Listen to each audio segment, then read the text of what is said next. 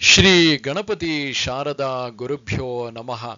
ಶ್ರೋತೃಗಳಿಗೆ ಚಿನ್ಮಯಾನಂದರ ವ್ಯಾಖ್ಯಾನ ಸಹಿತ ಭಗವದ್ಗೀತೆಯಲ್ಲಿ ವಿಶ್ವರೂಪ ಸಂದರ್ಶನ ಯೋಗ ಎಂಬ ಏಕಾದಶೋಧ್ಯಾಯಕ್ಕೆ ಸ್ವಾಗತ. ಈ ಅಧ್ಯಾಯದ ಎಲ್ಲ ಶ್ಲೋಕಗಳು. ಅಥ ಏಕಾದಶೋಧ್ಯಾಯಃ ವಿಶ್ವರೂಪ ಸಂದರ್ಶನ ಯೋಗಃ. ಪರಮಾತ್ಮ ಕೃಷ್ಣನು ತನ್ನ ಅಂತರ್ಯಾಮಿತ್ವವನ್ನು ಮತ್ತು ಸರ್ವವ್ಯಾಪಕತ್ವವನ್ನು ವಿವರವಾಗಿ ಹಿಂದಿನ ಅಧ್ಯಾಯದ ವಿಭೂತಿ ಯೋಗದಲ್ಲಿ ವರ್ಣಿಸಿದ್ದಾನೆ. ಇಂದಿನ ವಿಜ್ಞಾನ ಯುಗದಲ್ಲಿ ಯಾವುದೇ ವಿಚಾರದ ಬಗ್ಗೆ ಆಳವಾಗಿ ಅಭ್ಯಾಸ ಮಾಡುವವರು ಇದೇ ಕ್ರಮದಲ್ಲಿ ತಮ್ಮ ವಿಚಾರಗಳನ್ನು ಮಂಡಿಸುವುದುಂಟು. ಮೊದಲಿಗೆ ತಮ್ಮ ವಿಚಾರಕ್ಕೆ ಸಂಬಂಧಿಸಿದ ಎಲ್ಲ ವಿಷಯಗಳನ್ನು ಸಂಗ್ರಹಿಸಿ ಆಮೇಲೆ ಅದನ್ನು ಪ್ರಾಯೋಗಿಕವಾಗಿ ಮಾಡಿ ನೋಡುವರು. ಆಗ ಅದು ಸರಿ ಎಂದು ಕಂಡುಬಂದಲ್ಲಿ ಅದನ್ನು ಲೋಕಕ್ಕೆ ಬಹಿರಂಗಪಡಿಸುವರು. ಅದೇ ರೀತಿ 9ನೆಯ ಅಧ್ಯಾಯದ ತನಕ ಪರಮಾತ್ಮನು ತಾನು ಜಗತ್ತಿನ ಚರಾಚರ ವಸ್ತುಗಳನ್ನೆಲ್ಲ ವ್ಯಾಪಿಸಿದ್ದೇನೆ ಎಂಬುದನ್ನು ವಿವರಿಸಿದ್ದಾನೆ. 10ನೆಯ ಅಧ್ಯಾಯದಲ್ಲಿ ಅವುಗಳಲ್ಲಿ ಮುಖ್ಯವಾಗಿ ಚಿಂತನೆಗೆ ಯೋಗ್ಯವಾದುದು ಯಾವುದೆಂಬುದನ್ನು ಹೇಳಿದ್ದಾನೆ. ಈಗ ಈ ಅಧ್ಯಾಯದಲ್ಲಿ ಇಷ್ಟೆಲ್ಲಾ ವಿವರಣೆಗಳನ್ನು ಕೇಳಿಕೊಂಡ ಅರ್ಜುನನ ಮನಸ್ಸು ಅದನ್ನು ಪ್ರಾಯೋಗಿಕವಾಗಿ ನೋಡಬಯಸುತ್ತದೆ. ಎಲ್ಲವನ್ನೂ ಪರಮಾತ್ಮನು ವ್ಯಾಪಿಸಿರುವುದು ಹೌದಾದರೆ ಅವನ ಸರ್ವವ್ಯಾಪಕ ರೂಪವನ್ನು ಏಕೆ ನೋಡಬಾರದು ಎಂದು ಅವನಿಗೆ ಅನಿಸುತ್ತದೆ. ಎಲ್ಲ ಮಣ್ಣಿನ ಮಡಕೆಗಳಲ್ಲಿ ಮಣ್ಣೊಂದೇ ಸತ್ಯ ಎಂದು ಹೇಳಿದಾಗ ಮಣ್ಣು ಎಲ್ಲಾ ಮಡಕೆಗಳನ್ನು ವ್ಯಾಪಿಸಿರುವುದು ಮಾತ್ರವಲ್ಲ, ಮಡಕೆಯ ಗುಣಗಳು ಮಣ್ಣಿನಲ್ಲಿ ಅವ್ಯಕ್ತವಾಗಿದ್ದವು ಎಂದು ಹೇಳಬಹುದು. ಈ ದೃಷ್ಟಿ ಸಾಮಾನ್ಯರಿಗೆ ಬರುವುದಿಲ್ಲ. ಮಣ್ಣಿನಲ್ಲಿ ಅವ್ಯಕ್ತವಾಗಿರುವ ಮಡಕೆಗಳನ್ನು ನೋಡಬೇಕಾದರೆ ವಿಚಾರಶೀಲ ಬುದ್ಧಿಗೆ ಮಾತ್ರ ಸಾಧ್ಯ. ಅದೇ ರೀತಿ ನಶ್ವರವಾದ ಎಲ್ಲ ಚರಾಚರ ವಸ್ತುಗಳಲ್ಲಿ ಪರಮಾತ್ಮನನ್ನು ಗುರುತಿಸುವುದನ್ನು ಹಿಂದಿನ ಅಧ್ಯಾಯದಲ್ಲಿ ಗುರುತಿಸಿದ್ದಾಯಿತು. ಆದರೆ ಇಡೀ ಚರಾಚರ ಜಗತ್ತು ಪರಮಾತ್ಮನಲ್ಲೇ ಇದೆ ಎಂಬುದನ್ನು ಗ್ರಹಿಸುವುದು ಸಾಮಾನ್ಯರಿಗೆ ಕಷ್ಟವಾಗುವುದು. ಜ್ಞಾನ ದೃಷ್ಟಿಯುಳ್ಳವರಿಗೆ ಮಾತ್ರ ಇದು ಸಾಧ್ಯ. ಪ್ರಪಂಚದಲ್ಲಿ ಎಲ್ಲಾ ಜೀವಿಗಳು ಬೇರೆ ಬೇರೆಯಾಗಿ ಕಾಣುತ್ತವಲ್ಲ, ಏಕೆ? ನಾನು ಓದುವ ಪುಸ್ತಕವು ನನ್ನ ಶರೀರಕ್ಕಿಂತ ಬೇರೆ, ನಾನು ಕುಳಿತುಕೊಂಡಿರುವ ಕುರ್ಚಿಗಿಂತ ಬೇರೆ, ನನ್ನ ಶರೀರವು ಬೇರೆಯವರ ಶರೀರಕ್ಕಿಂತ ಬೇರೆಯಾಗಿ ಕಾಣುವುದು. ಅದೇ ರೀತಿ ಎಲ್ಲಾ ವಸ್ತುಗಳೂ ಕೂಡ ವಿಚಾರ ಮಾಡಿ ನೋಡುವಾಗ ಈ ಎಲ್ಲ ವಸ್ತುಗಳು ಪಂಚಮಹಾಭೂತಗಳಿಂದಲೇ ಬಂದವುಗಳು. ಆದರೂ ಎಲ್ಲೂ ಸಾಮ್ಯ ಕಂಡುಬರುವುದಿಲ್ಲ. ಇದಕ್ಕೆ ಏನು ಕಾರಣ? ಸೂಕ್ಷ್ಮವಾಗಿ ವಿಚಾರ ಮಾಡಿ ನೋಡುವಾಗ ಆಕಾಶವು ವಸ್ತುಗಳನ್ನು ಬೇರ್ಪಡಿಸುವುದಕ್ಕೆ ಕಾರಣ ಎಂದು ತಿಳಿದು ಬರುವುದು. ನನಗಿಂತ ನೀನು ಬೇರೆಯಾಗಿರುವುದಾದರೆ ನನಗೂ ನಿನಗೂ ಮಧ್ಯೆ ಆಕಾಶ ಇದೆ ಎಂದರ್ಥ. ಅದೇ ರೀತಿ ನನಗಿಂತ ನಾನು ಓದುವ ಪುಸ್ತಕ ಬೇರೆ, ದೂರದಲ್ಲಿರುವ ಮೇಜು ಬೇರೆ ಎಂದು ಹೇಳಿದಾಗ ನಮ್ಮಿಬ್ಬರ ಮಧ್ಯೆ ಆಕಾಶ ಸ್ಪೇಸ್ ಇರುವುದರಿಂದ ಎಂದರ್ಥ ಆಗುತ್ತದೆ. ನನ್ನ ತೋಳಿಗೂ ಕೈಗಂಟಿಗೂ ಮಧ್ಯೆ ಆಕಾಶ ಇರದಿರುವುದರಿಂದ ಅಲ್ಲಿ ಬೇರೆತನ ಇರುವುದಿಲ್ಲ. ತೋಳೂ ನಾನೇ, ಕೈಗಂಟೂ ನಾನೇ. ನನ್ನ ಕೈಯಲ್ಲಿ 5 ಬೆರಳುಗಳಿವೆ ಎಂದಾಗ ಒಂದು ಬೆರಳಿಗೂ ಇನ್ನೊಂದು ಬೆರಳಿಗೂ ಮಧ್ಯೆ ಆಕಾಶವಿದೆ ಎಂದರ್ಥ. ಆಕಾಶ ತತ್ವವನ್ನು ನಾವು ಮನಸ್ಸಿನಿಂದ ತೆಗೆಯುವುದಾದರೆ ಆಗ ಎಲ್ಲಾ ಚರಾಚರ ವಸ್ತುಗಳು ಒಂದಾಗಿ ಕಾಣುತ್ತವೆ. ಈ ಒಂದಾಗಿ ಕಾಣುವ ರೂಪದಲ್ಲಿ ವಿಶ್ವದ ಎಲ್ಲಾ ವಸ್ತುಗಳು ಸೇರಿರುತ್ತವೆ. ಇದನ್ನೇ ವಿಶ್ವರೂಪ ಎಂದು ಕರೆಯುವುದು. ಇಡೀ ವಿಶ್ವವನ್ನು ದೇಶ ಮತ್ತು ಕಾಲ ಇವೆರಡನ್ನು ಬಿಟ್ಟು ಬಿಟ್ಟು ನೋಡುವ ರೀತಿ ಇದು. ಬೊಂಬೆಗಳನ್ನು ತಯಾರಿಸುವವನು ಒಂದೇ ಅರಗಿನ ಮುದ್ದೆಯಿಂದ ಕೆಲವು ಪ್ರಾಣಿಗಳನ್ನು, ಹಕ್ಕಿಗಳನ್ನು, ಕ್ರಿಮಿಕೀಟಗಳನ್ನು ತಯಾರಿಸಿ ಒಂದು ಕಪಾಟಿನಲ್ಲಿ ಇಟ್ಟಿರುತ್ತಾನೆ. ಗಾಜಿನ ಮೂಲಕ ಹೊರಗಿನಿಂದ ಆ ಬೊಂಬೆಗಳನ್ನು ನೋಡಿದಾಗ ಅಲ್ಲಿರುವ ಪ್ರಾಣಿಗಳು ಒಂದಕ್ಕಿಂತ ಒಂದು ಬೇರೆಯಾಗಿರುವುದು ಕಾಣುತ್ತದೆ. ಒಂದು ದಿನ ಆ ಯಜಮಾನ ತನ್ನ ಮನಸ್ಸನ್ನು ಬದಲಾಯಿಸಿದ ಎಂದಿಟ್ಟುಕೊಳ್ಳೋಣ. ಆಗ ಅದೇ ಬೊಂಬೆಗಳನ್ನು ಹೊರಗೆ ತೆಗೆದು ಅವುಗಳನ್ನು ಕರಗಿಸಿ ಪುನಃ ಅರಗಿನ ಮುದ್ದೆಯನ್ನಾಗಿ ಮಾಡಿ ಮತ್ತೆ ಅದರಿಂದ ನಾನಾ ತರಹದ ಬೊಂಬೆಗಳನ್ನು ಮಾಡುತ್ತಾನೆ. ಆ ಹಿಂದಿನ ಆಕಾರಗಳನ್ನೆಲ್ಲ ಅವನು ಒಂದು ಮುದ್ದೆಯನ್ನಾಗಿ ಪರಿವರ್ತಿಸಿದಾಗ ಆ ಎಲ್ಲಾ ಆಕಾರಗಳು ಆ ಒಂದೇ ಮುದ್ದೆಯಲ್ಲಿ ಅಡಗಿ ಬಿಡುತ್ತವೆ. ಅದೇ ರೀತಿ ಆಕಾಶ ತತ್ವದ ಭಾವನೆಯನ್ನು ಅರ್ಜುನನ ಮನಸ್ಸಿನಿಂದ ಪರಮಾತ್ಮನು ತೆಗೆದುಹಾಕುವುದಾದರೆ ಎಲ್ಲಾ ನಾಮರೂಪಗಳು ಒಂದೇ ಕಡೆ ಇರುವುದನ್ನು ಅರ್ಜುನನು ನೋಡಲು ಸಾಧ್ಯವಾಗುತ್ತದೆ. ಈ ಅಧ್ಯಾಯದಲ್ಲಿ ಅರ್ಜುನನು ಕೊಡುವ ವಿವರಣೆಯು ಬಹಳ ಸುಂದರವಾಗಿದೆ. ಕೃಷ್ಣನ ಶರೀರದಲ್ಲಿ ಇಡೀ ವಿಶ್ವವನ್ನೇ ಅವನು ನೋಡುತ್ತಾನೆ. ಗೀತೆಯಲ್ಲಿ ತೋರಿಸಿದ ವಿಶ್ವರೂಪ ದರ್ಶನವು ಎಲ್ಲ ಸಾಧಕರ ಮನಸ್ಸನ್ನು ತಣಿಸುವಂತಹದ್ದು.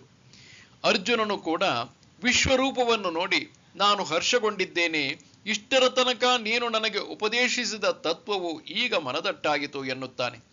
ಈ ಅಧ್ಯಾಯದಲ್ಲಿ ವ್ಯಾಸ ಮಹರ್ಷಿಗಳು ವಿಶ್ವರೂಪದ ವಿವರಣೆಯನ್ನು ಕೊಡುವಾಗ ಛಂದಸ್ಸನ್ನು ಬದಲಾಯಿಸಿದುದು ಕಾಣುವುದು. ಸುಮಧುರ ಹಾಗೂ ಸುಲಲಿತವಾದ ಸಂಸ್ಕೃತ ಭಾಷೆಯ ಶ್ರೇಷ್ಠತಮ ಶೈಲಿಯನ್ನು ಅವರು ಬಳಸಿದ್ದಾರೆ. ಅರ್ಜುನನ ಮನಸ್ಸಿಗಾದ ಆಶ್ಚರ್ಯ, ಭಯ ಮತ್ತು ದೈನ್ಯವನ್ನು ಸುಂದರವಾಗಿ ನಿರೂಪಿಸಿದ್ದಾರೆ. ಕಲ್ಪನೆಯ ಅಗಾಧತೆಯಲ್ಲಿ, ಶಬ್ದ ಜಾಲದ ವೈಖರಿಯಲ್ಲಿ, ಬಣ್ಣಿಸಿರುವ ರೀತಿಯಲ್ಲಿ ವ್ಯಾಸರ ಈ ಕೃತಿಯು ನಿಜವಾಗಿಯಾದರೂ ಅದ್ಭುತವಾದುದು. ಅರ್ಜುನ ಉವಾಚ ಮದನುಗ್ರಹಾಯ ಪರಮಂ ಗುಹ್ಯಮಧ್ಯಾತ್ಮ ಸಂಜ್ಞಿತಂ ಯತ್ತ್ವಯೋಕ್ತಂ ವಚಸ್ತೇನ ಮೋಹೋಯಂ ವಿಗತೋ ಮಮ. ಅರ್ಜುನನು ಹೇಳಿದನು, ಹೇ ಕೃಷ್ಣ, ನನ್ನ ಮೇಲೆ ಅನುಗ್ರಹಿಸಿ ಯಾವ ಈ ರಹಸ್ಯವಾದ ಅಧ್ಯಾತ್ಮ ಜ್ಞಾನವನ್ನು ನೀನು ಬೋಧಿಸಿದೆಯೋ ಅದರಿಂದ ನನ್ನ ಮೋಹವು ನಾಶವಾಯಿತು. ಈ ಆರಂಭದ ಶ್ಲೋಕದಲ್ಲಿ ಅರ್ಜುನನು ಇಷ್ಟರ ತನಕ ಪರಮಾತ್ಮನು ಮಾಡಿರುವ ಜ್ಞಾನೋಪದೇಶದ ಬಗ್ಗೆ ಪೂರ್ಣ ತೃಪ್ತಿಯನ್ನು ವ್ಯಕ್ತಪಡಿಸುತ್ತಾನೆ. ಕೃಷ್ಣನು ತನ್ನನ್ನು ಅನುಗ್ರಹಿಸಬೇಕು ಎಂಬ ದೃಷ್ಟಿಯಿಂದ ಇಷ್ಟೆಲ್ಲಾ ಉಪದೇಶ ಮಾಡಿದುದು ಎಂಬುದು ಅವನಿಗೆ ತಿಳಿದಿದೆ.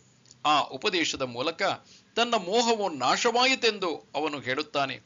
ಮೋಹವು ನಾಶವಾದ ಕೂಡಲೇ ಆತ್ಮನ ನಾಶವಾಯಿತು ಎಂದಲ್ಲ. ಮೋಹವನ್ನು ಕಳೆದುಕೊಳ್ಳುವುದು ಆತ್ಮಜ್ಞಾನವನ್ನು ಪಡೆಯುವುದಕ್ಕೆ ಒಂದು ಹಂತ. ಜಗತ್ತಿನಲ್ಲಿರುವ ಎಲ್ಲಾ ಜೀವರಾಶಿಗಳು ಬೇರೆ ಬೇರೆ ಎಂದು ಅವನು ತಿಳಿದಿದ್ದ. ಆದರೆ ಪರಮಾತ್ಮನಿಂದ ಜ್ಞಾನೋಪದೇಶ ಪಡೆದ ಮೇಲೆ ಅವೆಲ್ಲವುಗಳನ್ನು ಪೋಣಿಸಿ ಹಿಡಿದಿರುವ ಆತ್ಮ ತತ್ವ ಹೊಂದಿದೆ. ಅದು ಎಲ್ಲೆಲ್ಲೂ ಇರುವ ಒಂದೇ ವಸ್ತು ಎಂದು ಅವನಿಗೆ ಅರಿವಾಯಿತು. ಈಗ ಅದನ್ನು ಅನುಭವ ಸಿದ್ಧವಾಗಿ ನೋಡಬೇಕೆಂದು ಅವನ ಮನಸ್ಸು ಕೇಳುತ್ತಿದೆ. ಹಿಂದಿನ ಅಧ್ಯಾಯಗಳಲ್ಲಿ ಪರಮಾತ್ಮನು ತನ್ನನ್ನು ಅನುಗ್ರಹಿಸಲೆಂದೇ ಅಷ್ಟೆಲ್ಲಾ ಸವಿಸ್ತಾರವಾಗಿ ಉಪದೇಶ ನೀಡಿದುದು ಎಂಬುದನ್ನು ಅವನು ಮನಗಂಡಿದ್ದಾನೆ.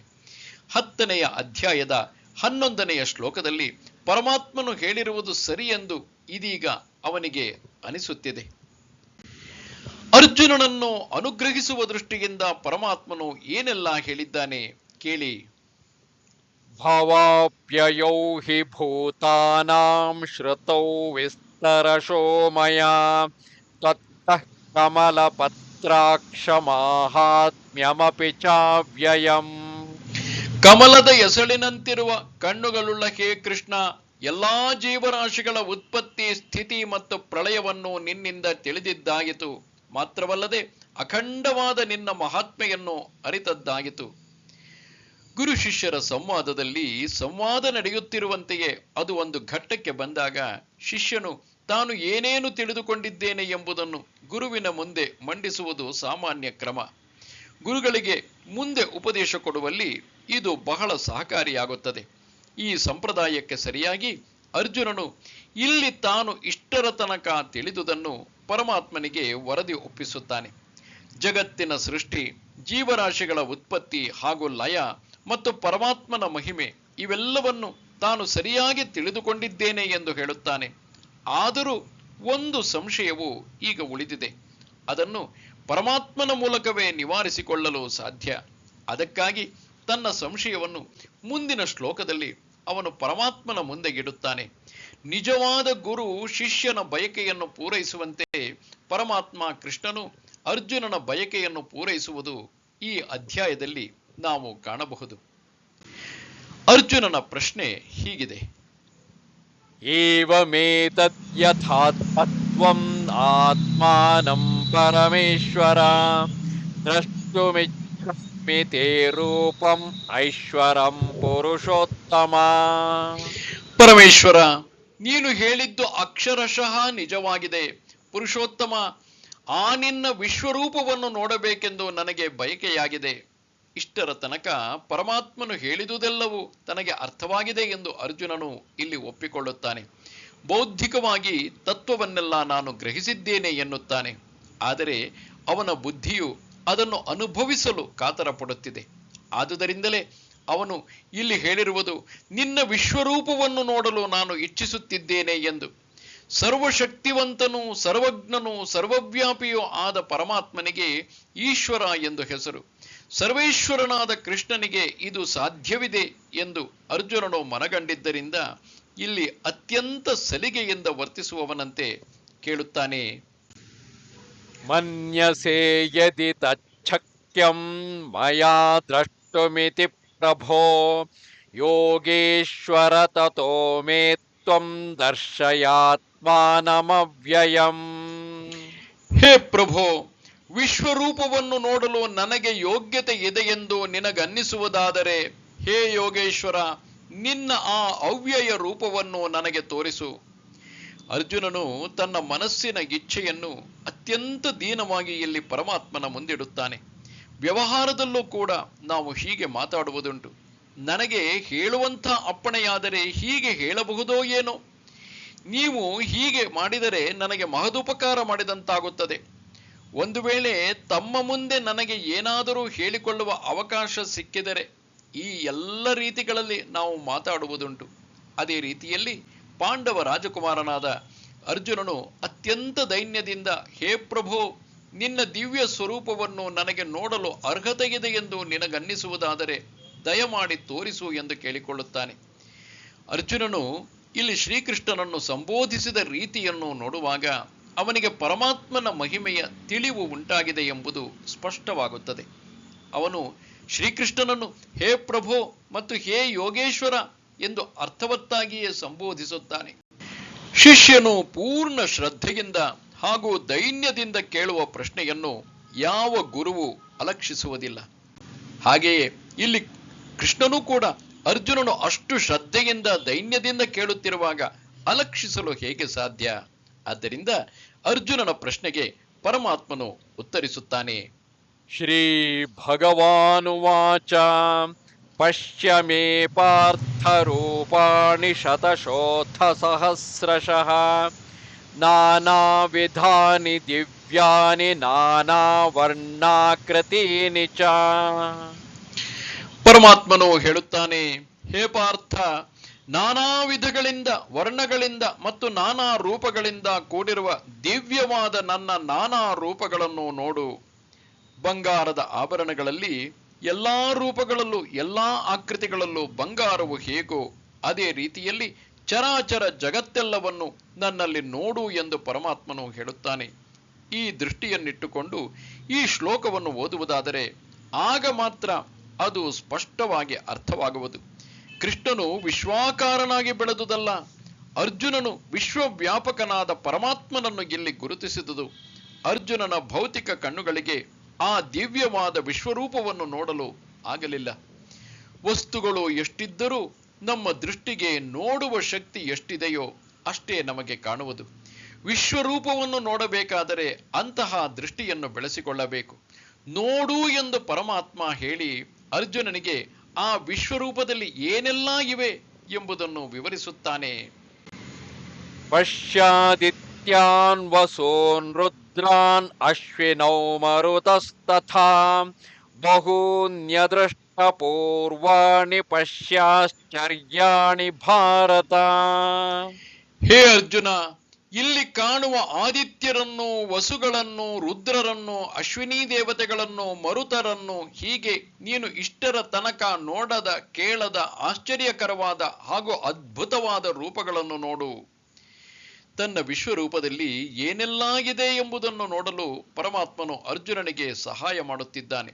ದೊಡ್ಡ ಜನಸಂದಣಿಯನ್ನು ನಮ್ಮ ಗೆಳೆಯನಿಗೆ ನಾವು ವಿವರಿಸುವಾಗ ಇದೇ ತರಹ ನಾವು ಮಾಡುವುದುಂಟು. ಅಲ್ಲಿ ಸೇರಿರುವ ಪ್ರಮುಖರನ್ನು ತೋರಿಸುತ್ತಾ ಇಂತಿಂಥವರು ಅಲ್ಲಿದ್ದಾರೆ ನೋಡು ಎಂದು ವಿವರಿಸುವುದುಂಟು.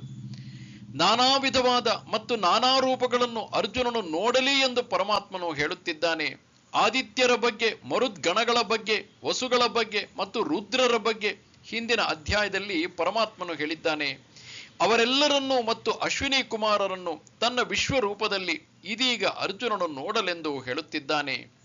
ಈ ಅಶ್ವಿನಿ ಕುಮಾರರ ಬಗ್ಗೆ ಶಾಸ್ತ್ರದಲ್ಲಿ ಹೆಚ್ಚಿನ ವಿವರಣೆ ಎಲ್ಲೂ ಸಿಗುವುದಿಲ್ಲ. ಆದರೆ ಅವರಿಬ್ಬರೂ ಕೂಡ ದೇವತೆಗಳೇ. ವಿಶ್ವರೂಪವನ್ನು ನೋಡುವ ಬಗ್ಗೆ ಅರ್ಜುನನ ಕುತೂಹಲವನ್ನು ಕೆರಳಿಸುವಂತೆ ಪರಮಾತ್ಮನು ಹೇಳುತ್ತಾನೆ. ಇಹೈಕಸ್ಥಂ ಜಗತ್ಕೃತ್ಸ್ನಂ ಪಶ್ಯಾದ್ಯ ಸಚರಾಚರಂ ಮಮ ದೇಹೇ ಗುಡಾಕೇಶ ಯಚ್ಚಾನ್ಯತ್ ದ್ರಷ್ಟುಮಿಚ್ಛಸಿ. ಹೇ ಅರ್ಜುನ, ಚರಾಚರವಾದ ಇಡೀ ಜಗತ್ತಿನಲ್ಲಿ ಯಾವುದನ್ನು ನೋಡಬೇಕು ಅನ್ನುವಂಥ ರೀತಿಯಲ್ಲಿ ಕೇಳಿಕೊಂಡಿದ್ದೀಯೋ ಅವೆಲ್ಲವನ್ನು ಈಗ ನನ್ನ ದೇಹದಲ್ಲಿ ನೋಡು. ಅರ್ಜುನನ ಕುತೂಹಲ ಕೆರಳಿರುವುದಂತೂ ನಿಜ ಸಹಜ. ಕುತೂಹಲ ಹೆಚ್ಚಿದಂತೆ ಮನಸ್ಸಿನ ಏಕಾಗ್ರತೆ ಬರುವುದು.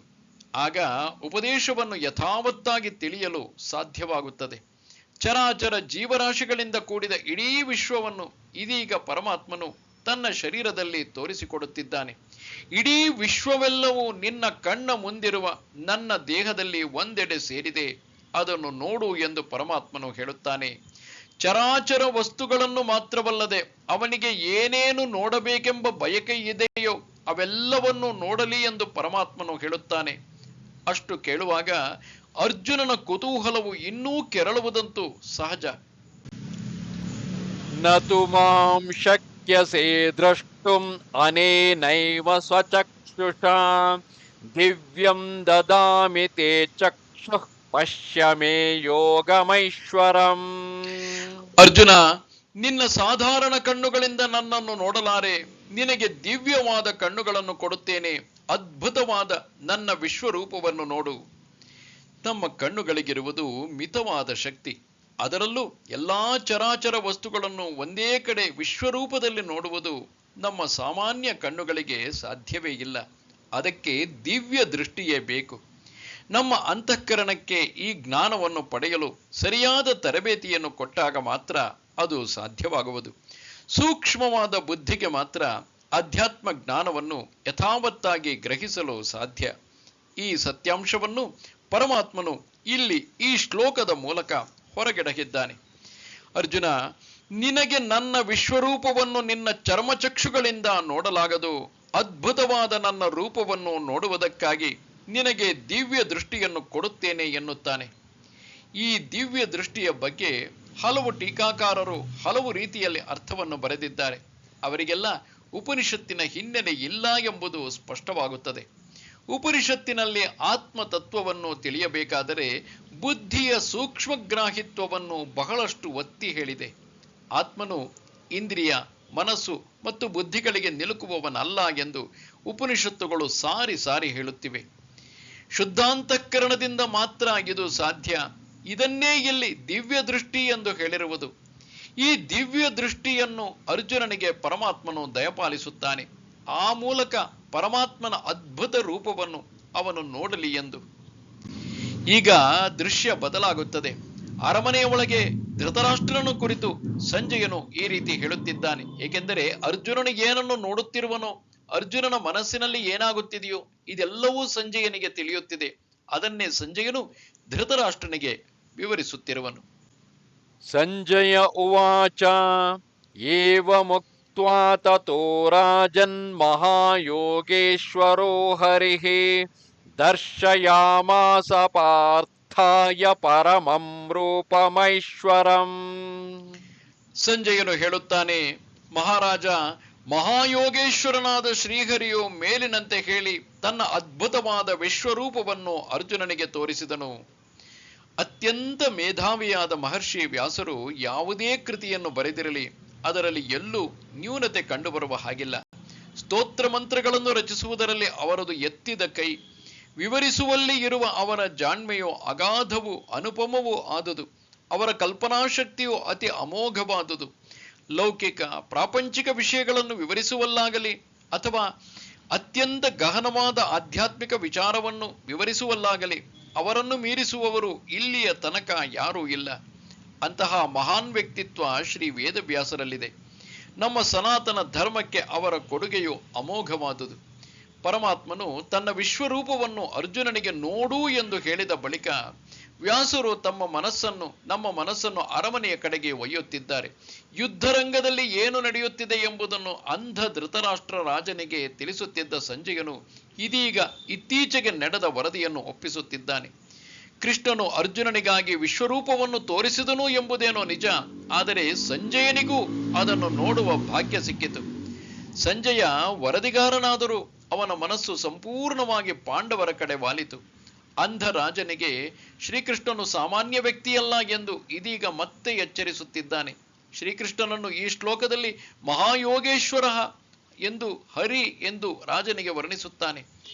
ಅದರ ಅಂತರಾರ್ಥವೇನೆಂದರೆ, ಸಾಕ್ಷಾತ್ ಶ್ರೀಹರಿಯೇ ಪಾಂಡವರ ಪಕ್ಷದಲ್ಲಿರುವಾಗ ಈ ಅಂಧ ರಾಜನ ಮಕ್ಕಳಂತೂ ಸರ್ವನಾಶವಾಗುವುದರಲ್ಲಿ ಸಂಶಯವಿಲ್ಲ ಎಂದು. ಸಂಜಯನ ಈ ವರದಿಯು ಓದುಗರನ್ನು ಕುರುಕ್ಷೇತ್ರ ಯುದ್ಧಭೂಮಿಯಿಂದ ಕೌರವರ ಅರಮನೆಗೆ ಕರೆದುಕೊಂಡು ಹೋಗುತ್ತದೆ. ಸಂಜಯನು ತಾನು ಕಂಡ ವಿಶ್ವರೂಪದಲ್ಲಿ ನೋಡಿದುದನ್ನೆಲ್ಲ ಮುಂದಿನ 4 ಶ್ಲೋಕಗಳಲ್ಲಿ ಹೇಳುತ್ತಾನೆ. ಇಷ್ಟನ್ನು ಕೇಳಿದ ಬಳಿಕವಾದರೂ ಧೃತರಾಷ್ಟ್ರನ ಮನಸ್ಸು ಬದಲಾಗುವುದೋ ಏನೋ ಎಂಬುದು ಅವನ ಆಶೆ.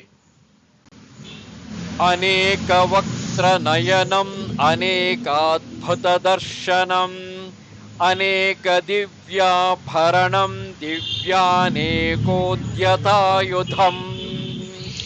ಅನೇಕ ವಿಧವಾದ ಮುಖಗಳಿಂದಲೂ ನೇತ್ರಗಳಿಂದಲೂ ದಿವ್ಯ ಆಭರಣಗಳಿಂದಲೂ ದಿವ್ಯ ಆಯುಧಗಳನ್ನು ಧರಿಸಿರುವುದಾಗಿಯೂ ಮತ್ತು ದಿವ್ಯಮಾಲಾಂಬರಧರಂ ದಿವ್ಯಗಂಧಾನುಲೇಪನಂ ಸರ್ವಾಶ್ಚರ್ಯಮಯಂ ದೇವಂ ಅನಂತಂ ವಿಶ್ವತೋಮುಖಂ. ದಿವ್ಯವಾದ ವಸ್ತುಗಳಿಂದ ಹಾಗೂ ದಿವ್ಯವಾದ ಮಾಲೆಗಳಿಂದ ಸುಶೋಭಿತವಾಗಿ ದಿವ್ಯವಾದ ಗಂಧವನ್ನು ಲೇಪಿಸಿಕೊಂಡಿರುವ ಶರೀರವುಳ್ಳದ್ದಾಗಿಯೂ ಸರ್ವತೋಮುಖವಾಗಿ ದೇದೀಪ್ಯಮಾನವಾಗಿ ಕಂಡುಬರುತ್ತಿದ್ದ ಆ ವಿಶ್ವರೂಪವನ್ನು ಅರ್ಜುನನು ನೋಡಿದನು. ಒಬ್ಬ ಕಲಾಕಾರನು ಯಾವುದೇ ಸುಂದರ ಆಕೃತಿಯನ್ನು ಚಿತ್ರಿಸುವ ಮೊದಲು ಬಟ್ಟೆಯ ಮೇಲೆ ಅಥವಾ ಕಾಗದದ ಮೇಲೆ ರೂಪುರೇಖೆಗಳನ್ನಷ್ಟೇ ಬಿಡಿಸಿಕೊಳ್ಳುತ್ತಾನೆ. ಆಮೇಲೆ ನಿಧಾನವಾಗಿ ಸ್ವಲ್ಪ ಸ್ವಲ್ಪವಾಗಿ ಆಕೃತಿಗೆ ಕಳೆ ತುಂಬಿಸುತ್ತಾನೆ. ಅದೇ ರೀತಿ ಶ್ರೀ ವ್ಯಾಸರು ಮುಂದೆ ಬರುವ ವಿಶ್ವರೂಪದ ಅದ್ಭುತ ವಿವರಣೆಗೆ ಪೀಠಿಕೆ ಎಂಬಂತೆ ಈ 2-3 ಶ್ಲೋಕಗಳನ್ನು ಸಂಕ್ಷೇಪವಾಗಿ ಕೊಟ್ಟಿದ್ದಾರೆ. ವಿಶ್ವರೂಪವು ವಿಸ್ಮಯಕರವಾಗಿ ಸಂಜಯನಿಗೆ ಕಂಡುಬಂದಿತು.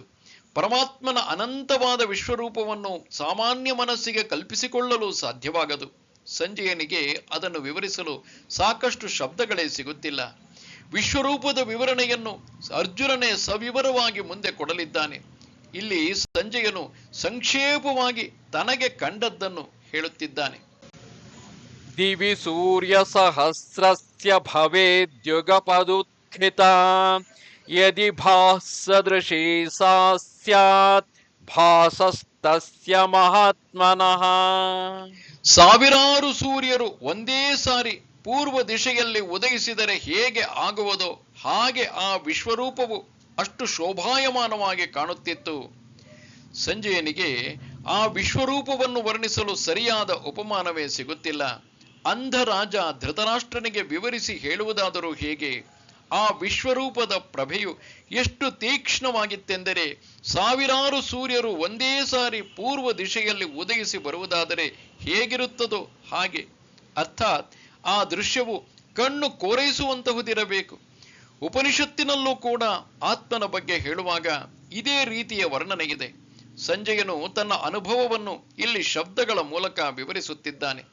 ಹೆಚ್ಚಿನ ವಿವರಣೆಗಳನ್ನು ನೀಡುತ್ತಾ ಅವನು ಮುಂದುವರಿಯುತ್ತಾನೆ. ತೈಕಸ್ಥಂ ಜಗತ್ಕೃತ್ಸ್ನಂ ಪ್ರವಿಭಕ್ತಮನೇಕಧಾ ಅಪಶ್ಯದ್ದೇವ ದೇವಸ್ಯ ಶರೀರೇ ಪಾಂಡವಸ್ತದಾ. ಚಿತ್ರ ವಿಚಿತ್ರಗಳಿಂದ ಕೂಡಿದ ಇಡೀ ವಿಶ್ವವನ್ನು ದೇವದೇವನಾದ ಶ್ರೀಕೃಷ್ಣನ ಶರೀರದಲ್ಲಿ ಒಂದೇ ಕಡೆಗಿರುವುದನ್ನು ಅರ್ಜುನನು ನೋಡಿದನು. ಆ ದಿವ್ಯ ಸ್ವರೂಪದಲ್ಲಿ ಇಡೀ ಜಗತ್ತಿನ ಚರಾಚರ ವಸ್ತುಗಳೆಲ್ಲವೂ ಒಂದೇ ಕಡೆ ಸೇರಿರುವುದನ್ನು ಅರ್ಜುನನು ನೋಡುತ್ತಾನೆ. ನಾನು ಈ ಹಿಂದೆಯೇ ನೋಡಿದಂತೆ ವಿಶ್ವರೂಪ ದರ್ಶನವೆಂದರೆ ಮನಸ್ಸಿನಿಂದ ದೇಶ ಕಾಲದ ಕಲ್ಪನೆಯನ್ನು ತೆಗೆದುಹಾಕಿ ವಸ್ತುಗಳನ್ನು ದೃಷ್ಟಿಸುವುದು. ಹೀಗೆ ಎಲ್ಲವನ್ನೂ ಒಂದರಲ್ಲಿ ನೋಡುವುದು ದಿವ್ಯ ದೃಷ್ಟಿಗೆ ಮಾತ್ರ ಸಾಧ್ಯ. ಇಡೀ ವಿಶ್ವವು ಶ್ರೀಕೃಷ್ಣನ ಶರೀರದಷ್ಟು ಸಣ್ಣದಾಗಿ ಬಿಟ್ಟಿತ್ತು ಎಂದರ್ಥವಲ್ಲ. ಅರ್ಜುನನು ಆ ವಿಶ್ವರೂಪವನ್ನು ನೋಡುವ ದಿವ್ಯ ಜ್ಞಾನವನ್ನು ಗಳಿಸಿದನು ಎಂಬುದು ಅರ್ಥ. ಇಂದಿನ ಆಧುನಿಕ ಯುಗದ ಒಂದು ಉದಾಹರಣೆಯನ್ನು ಕೊಡುವುದಾದರೆ ಇದು ಸ್ವಲ್ಪ ಮಟ್ಟಿಗಾದರೂ ಅರ್ಥವಾದೀತು. ರಸಾಯನ ಶಾಸ್ತ್ರದ ಪ್ರಕಾರ ವಿಶ್ವದಲ್ಲಿರುವ ಎಲ್ಲ ವಸ್ತುಗಳು ಮತ್ತು ಜೀವಿಗಳು 103 ಖನಿಜ ಪದಾರ್ಥಗಳಿಂದ ಕೂಡಿವೆ. ಈ 103 ಪದಾರ್ಥಗಳಲ್ಲೂ ಕೂಡ ಪ್ರೋಟಾನ್, ಎಲೆಕ್ಟ್ರಾನ್, ನ್ಯೂಟ್ರಾನ್ಗಳೆಂಬ 3 ಮುಖ್ಯ ಅಂಶಗಳಿರುವುದಂತೆ. ಈ ಜ್ಞಾನವನ್ನು ಪಡೆದಂತಹ ವಿಜ್ಞಾನಿಯು ಪ್ರಪಂಚವನ್ನು ವೀಕ್ಷಿಸುವಾಗ ಅವನಿಗೆ ಎಲ್ಲ ಕಡೆ ಈ 3 ಅಂಶಗಳೇ ಕಂಡುಬರುವುದು. ಈ 3 ಅಂಶಗಳು ಒಂದು ಅಣುವಿನಲ್ಲಿ ಇರುವವಂತೆ. ಅದೇ ರೀತಿ ಅರ್ಜುನನು ಇಡೀ ವಿಶ್ವವನ್ನು ಆ ವಿಶ್ವ ರೂಪದಲ್ಲಿ ನೋಡುತ್ತಾನೆ. ಮುಂದುವರಿಸುತ್ತಾ ಸಂಜಯನು ಹೇಳುತ್ತಾನೆ, ತತಸ್ಸ ವಿಸ್ಮಯಾವಿಷ್ಟ ಹೃಷ್ಟರೋಮಾ ಧನಂಜಯಃ ಪ್ರಣಮ್ಯ ಶಿರಸಾ ದೇವಂ ಕೃತಾಂಜಲಿರಭಾಷತ. ಆಗ ಅರ್ಜುನನು ಆಶ್ಚರ್ಯಚಕಿತನಾಗಿ ಒಮ್ಮೈಯೆಲ್ಲ ರೋಮಾಂಚನಗೊಂಡವನಂತೆ ಸ್ತಬ್ಧನಾಗುತ್ತಾನೆ. ಆಮೇಲೆ ಭಗವಂತನಿಗೆ ಶಿರಸಾ ನಮಸ್ಕಾರ ಮಾಡಿ ಕೈ ಜೋಡಿಸಿಕೊಂಡು ಈ ರೀತಿಯಾಗಿ ಹೇಳುತ್ತಾನೆ, ಅದ್ಭುತವಾದ ಹಾಗೂ ವಿಸ್ಮಯಕರವಾದ ವಿಶ್ವರೂಪವನ್ನು ನೋಡಿ ಅರ್ಜುನನ ಶರೀರ ರೋಮಾಂಚನಗೊಳ್ಳುತ್ತದೆ. ಅರಮನೆಯಲ್ಲೇ ಕುಳಿತು ವರದಿ ಕೊಡುತ್ತಿದ್ದ ಸಂಜಯನಿಗೆ ಸೂಕ್ಷ್ಮ ದೃಷ್ಟಿ ಎಷ್ಟಿತ್ತೆಂದರೆ, ಕುರುಕ್ಷೇತ್ರದಲ್ಲಿ ನೆರೆದಿದ್ದ ಪ್ರತಿಯೊಬ್ಬ ವ್ಯಕ್ತಿಯ ಶಾರೀರಿಕ ಹಾಗೂ ಮಾನಸಿಕ ಪ್ರತಿಕ್ರಿಯೆಗಳನ್ನು ಅವನು ಚೆನ್ನಾಗಿ ಗಮನಿಸುತ್ತಿದ್ದ. ಆದುದರಿಂದ ಈ ಶ್ಲೋಕದಲ್ಲಿ ಅವನು ಅರ್ಜುನನ ಶರೀರವು ರೋಮಾಂಚನಗೊಂಡಿರುವುದನ್ನು ಮಾತ್ರ ವಿವರಿಸಿದುದಲ್ಲ, ಅವನ ಮನಸ್ಸು ಆಶ್ಚರ್ಯಚಕಿತವಾಗಿತ್ತು ಎಂದು ಹೇಳುತ್ತಾನೆ. ಹೀಗೆ ವಿಸ್ಮಯಗೊಂಡ ಅರ್ಜುನನು ಪರಮಾತ್ಮ ಶ್ರೀಕೃಷ್ಣನಿಗೆ ಶಿರಸಾ ನಮಸ್ಕಾರ ಮಾಡಿ ಕೈ ಜೋಡಿಸಿಕೊಂಡು ತಾನು ವಿಶ್ವರೂಪದಲ್ಲಿ ಕಂಡ ವಿಶೇಷತೆಗಳನ್ನು ವಿವರಿಸಲಾರಂಭಿಸುತ್ತಾನೆ. ಆಶ್ಚರ್ಯಚಕಿತನಾಗಿ ನಿಂತ ಅರ್ಜುನನ ಬಾಯಿಂದ ಏನು ವಿವರಣೆಗಳು ಬಂದವು ಕೇಳಿ. ಹೀಗೆ ಆಶ್ಚರ್ಯಚಕಿತನಾಗಿ ರೋಮಹರ್ಷಿತನಾಗಿ ನಿಂತಹ ಅರ್ಜುನನ ಬಾಯಿಂದ ಏನು ವಿವರಣೆಗಳು ಬಂದವು ಕೇಳೋಣ ಬನ್ನಿ. ಅರ್ಜುನ ಉವಾಚ ಪಶ್ಯಾಮಿ ದೇವಾಂಸ್ತವ ದೇವದೇಹೇ ಸರ್ವಾಂಸ್ತಥಾ ಭೂತ ವಿಶೇಷ ಸಂಘಾಂ ಬ್ರಹ್ಮಾಣಮೀಶಂ ಕಮಲಾಸನಸ್ಥಂ ಋಷೀಂಶ್ಚ ಸರ್ವಾನುರಗಾಂಶ್ಚ ದಿವ್ಯಾನ್. ಅರ್ಜುನನು ಹೇಳಿದನು, ಹೇ ದೇವ, ನಿನ್ನ ಶರೀರದಲ್ಲಿ ಸಕಲ ಭೂತ ಸಮುದಾಯವನ್ನು, ಕಮಲಾಸನಸ್ಥನಾದ ಬ್ರಹ್ಮದೇವನನ್ನು, ಋಷಿಗಳನ್ನು ಮತ್ತು ಸರ್ಪಗಳನ್ನು ನೋಡುತ್ತಿದ್ದೇನೆ. ಇಲ್ಲಿ ಅರ್ಜುನನು ದೇವ ಎನ್ನುವ ಶಬ್ದದ ಮೂಲಕ ಸಾವಿರಾರು ಸೂರ್ಯರ ಪ್ರಭೆಯುಳ್ಳ ಹೇ ಭಗವಂತ ಎಂದು ಕೃಷ್ಣನನ್ನು ಸಂಬೋಧಿಸುತ್ತಿದ್ದಾನೆ. ಆ ವಿಶ್ವರೂಪದಲ್ಲಿ ಸಕಲ ಜೀವರಾಶಿಗಳನ್ನು ತಾನು ನೋಡುತ್ತಿದ್ದೇನೆ ಎಂದು ಹೇಳುತ್ತಿದ್ದಾನೆ. ಇದರರ್ಥ ಆ ವಿಶ್ವರೂಪದಲ್ಲಿ ಈ ನಮ್ಮ ಜಗತ್ತಿನ ಜೀವರಾಶಿಗಳು ಮಾತ್ರವಲ್ಲ ಕಾಣುವುದು, ದೇವತೆಗಳನ್ನು ಕೂಡ ಅವನು ಕಾಣುತ್ತಿದ್ದಾನೆ. ಇಡೀ ಜಗತ್ತಿನ ಸೃಷ್ಟಿಗೊಡೆಯನಾದ ಬ್ರಹ್ಮನು ಕಮಲಾಸನಸ್ಥನಾಗಿ ಕುಳಿತಿರುವುದು ಅವನಿಗೆ ಕಂಡು ಬಂದಿತು. ಮಾತ್ರವಲ್ಲದೆ ಋಷಿಗಳನ್ನು, ದಿವ್ಯವಾದ ಉರಗಗಳನ್ನು ಎಲ್ಲವನ್ನೂ ತಾನು ನೋಡುತ್ತಿದ್ದೇನೆ ಎಂದು ಅರ್ಜುನನು ಹೇಳುತ್ತಾನೆ. ತನ್ನ ವಿವರಣೆಯನ್ನು ಮುಂದುವರೆಸುತ್ತಾ, ಅನೇಕ ಬಾಹೂದರ ವಕ್ತ್ರ ನೇತ್ರಂ ಪಶ್ಯಾಮಿತ್ಯಾ ಸರ್ವತೋನಂತರೂಪಂ ನಾಂತಂ ನ ಮಧ್ಯಂ ನ ಪುನಸ್ತವಾದಿಂ ಪಶ್ಯಾಮಿ ವಿಶ್ವೇಶ್ವರ ವಿಶ್ವರೂಪ. ಹೇ ವಿಶ್ವರೂಪ, ಹೇ ವಿಶ್ವೇಶ್ವರ, ಅನೇಕ ಬಾಹುಗಳು, ಉದರಗಳು, ಮುಖಗಳು, ನೇತ್ರಗಳು ನನಗೆ ಕಾಣುತ್ತಿವೆ. ಸರ್ವತೋಮುಖನಾಗಿ ನೀನು ಕಾಣುತ್ತಿದ್ದೀಯೇ. ಈ ನಿನ್ನ ರೂಪಕ್ಕೆ ಆದಿಯೂ ಮಧ್ಯವೂ ಅಂತ್ಯವೂ ನನಗೆ ಕಾಣುತ್ತಿಲ್ಲ. ಮನುಷ್ಯನ ಅಲ್ಪ ಮನಸ್ಸಿಗೆ ಅನಂತ ಸ್ವರೂಪದ ವಿಶ್ವರೂಪವನ್ನು ಗ್ರಹಿಸಲು ಸಾಧ್ಯವೇ? ಪರಮಾತ್ಮನಿಂದ ದಿವ್ಯ ದೃಷ್ಟಿಯನ್ನು ಪಡೆದ ಅರ್ಜುನನೇ ಆಶ್ಚರ್ಯಚಕಿತನಾಗಿ ನಿಂತಿದ್ದಾನೆ. ಎಲ್ಲಾ ಜೀವಿಗಳಿಗೆ ಉತ್ಪತ್ತಿ ಸ್ಥಾನವು ಪರಮೇಶ್ವರನಾದುದರಿಂದ ಅರ್ಜುನನು ಇಲ್ಲಿ ಎಲ್ಲಾ ಭೂತ ವಿಶೇಷಗಳನ್ನು ನಿನ್ನ ಶರೀರದಲ್ಲಿ ನೋಡುತ್ತಿದ್ದೇನೆ ಎಂದು ಹೇಳಿರುವುದು ಸಹಜವೇ. ಅವನಿಗೆ ಅನೇಕ ಬಾಹುಗಳು, ಅನೇಕ ಹೊಟ್ಟೆಗಳು ಮತ್ತು ನೇತ್ರಗಳು ಕಾಣಿಸುತ್ತವೆ. ಈ ವಿವರಣೆಯನ್ನು ಓದಿ ಎಷ್ಟೋ ಜನ ಪರಮಾತ್ಮನ ಶರೀರ ಹೀಗೆ ವಿಚಿತ್ರವಾದುದು ಎಂದು ತಿಳಿದುಕೊಳ್ಳುವವರು ಇದ್ದಾರೆ. ಹಾಗೆ ಅರ್ಥ ಮಾಡಿಕೊಂಡರೆ ಅದು ಬಹಳ ತಪ್ಪಾಗುತ್ತದೆ. ವಿಶ್ವರೂಪವನ್ನು ನಾವು ಜ್ಞಾನದ ಮೂಲಕ ಬುದ್ಧಿಯಲ್ಲಿ ಗ್ರಹಿಸಿಕೊಳ್ಳಬೇಕು. ಅದು ಇಂದ್ರಿಯಗಳಿಗೆ ಗೋಚರವಾಗುವ ಆಕಾರವಲ್ಲ. ಅರ್ಜುನನೇ ಇಲ್ಲಿ ಹೇಳುತ್ತಾನೆ, ಹೇ ಭಗವಂತ, ನಿನ್ನ ಆದಿ ಮಧ್ಯ ಅಂತ್ಯಗಳು ಕಾಣಿಸುತ್ತಿಲ್ಲ ಎಂದು. ಇದಕ್ಕಿಂತ ಹೆಚ್ಚಿನ ರೀತಿಯಲ್ಲಿ ಪರಮಾತ್ಮನ ಸ್ವರೂಪವನ್ನು ವಿವರಿಸಲು ಸಾಧ್ಯವಿಲ್ಲ. ಈ ಶ್ಲೋಕವು ಪರಮಾತ್ಮನು ಇಡೀ ಜಗತ್ತಿಗೆ ಅಧಿಷ್ಠಾನನೆಂಬುದನ್ನು ತೋರಿಸುತ್ತದೆ. ಕಿರೀಟಿನಂ ಗದಿನಂ ಚಕ್ರ ತೃಣಂಚ ತೇಜೋ ರಾಶಿಂ ಸರ್ವತೋ ದೀಪ್ತಿಮಂತಂ ಪಶ್ಯಾಮಿ ತ್ವಾಂ ದುರ್ನಿರೀಕ್ಷ್ಯಂ ಸಮಂತಾತ್ ದೀಪ್ತಾನಲಾರ್ಕದ್ಯುತಿಮಪ್ರಮೇಯಂ. ಕಿರೀಟವನ್ನು, ಗದೆಯನ್ನು ಮತ್ತು ಚಕ್ರವನ್ನು ಧರಿಸಿರುವ ಕೈಗಳಿಂದ ಕೂಡಿದ, ಅಗ್ನಿಯಂತೆ ಧಗ ಧಗಿಸುವ ಕಣ್ಣುಗಳುಳ್ಳ, ಸಹಸ್ರ ಸೂರ್ಯರ ಪ್ರಭೆಯಿಂದ ಕೂಡಿದ ಶರೀರವುಳ್ಳ ನಿನ್ನನ್ನು ನೋಡುತ್ತಿದ್ದೇನೆ. ಅರ್ಜುನ ತನ್ನ ವಿವರಣೆಯನ್ನು ಮುಂದುವರಿಸುತ್ತಿದ್ದಾನೆ. ಅವನಿಗೆ ಅಲ್ಲಿ ಪರಮಾತ್ಮನ ದಿವ್ಯ ಕಿರೀಟ, ಗದೆ ಮತ್ತು ಸುದರ್ಶನ ಚಕ್ರವು ಕಂಡುಬರುವವು. ಪುರಾಣಗಳ ಪ್ರಕಾರ ಇವು ಶ್ರೀ ಮಹಾವಿಷ್ಣುವಿನ ಚಿಹ್ನೆಗಳು. ಹಿಂದೂ ಧರ್ಮದ ಪ್ರಕಾರ ನಮ್ಮ ಎಲ್ಲ ದೇವರುಗಳಿಗೂ ಒಂದೊಂದು ರೀತಿಯ ಆಕಾರ, ಒಂದೊಂದು ರೀತಿಯ ಕಿರೀಟ ಮತ್ತು ವಿಧ ವಿಧವಾದ ಆಯುಧಗಳು ಹಾಗೂ ವಾಹನಗಳು ಇರುತ್ತವೆ. ಇದಕ್ಕೆಲ್ಲ ತಾತ್ವಿಕವಾದ ಅರ್ಥವಿದೆ. ಈ ಆಯುಧಗಳೆಲ್ಲ ಮನಸ್ಸು ಮತ್ತು ಬುದ್ಧಿಯ ಗುಣಗಳನ್ನು ಪ್ರತಿನಿಧಿಸುವಂತಹವು. ಮನಸ್ಸು ಮತ್ತು ಬುದ್ಧಿಯು ಜೀವನದ ಎಲ್ಲ ಸಮಸ್ಯೆಗಳನ್ನು ಧೈರ್ಯವಾಗಿ ಎದುರಿಸಬೇಕೆಂಬುದೇ ಇದರ ಅರ್ಥ. ಆತ್ಮ ಸಂಯಮವನ್ನು ಬೆಳೆಸಿಕೊಂಡು ಮನಸ್ಸು ಬುದ್ಧಿಯ ಮೂಲಕ ಜೀವನದಲ್ಲಿ ಎದುರಾಗುವ ಎಲ್ಲ ದ್ವಂದ್ವಗಳನ್ನು ಯಾವನು ಧೈರ್ಯವಾಗಿ ಎದುರಿಸುತ್ತಾನೋ ಅವನಿಗೆ ಜೀವನದಲ್ಲಿ ಯಶಸ್ಸು ಖಂಡಿತ. ಅವನೇ ವಿಷ್ಣುವಾಗುತ್ತಾನೆ.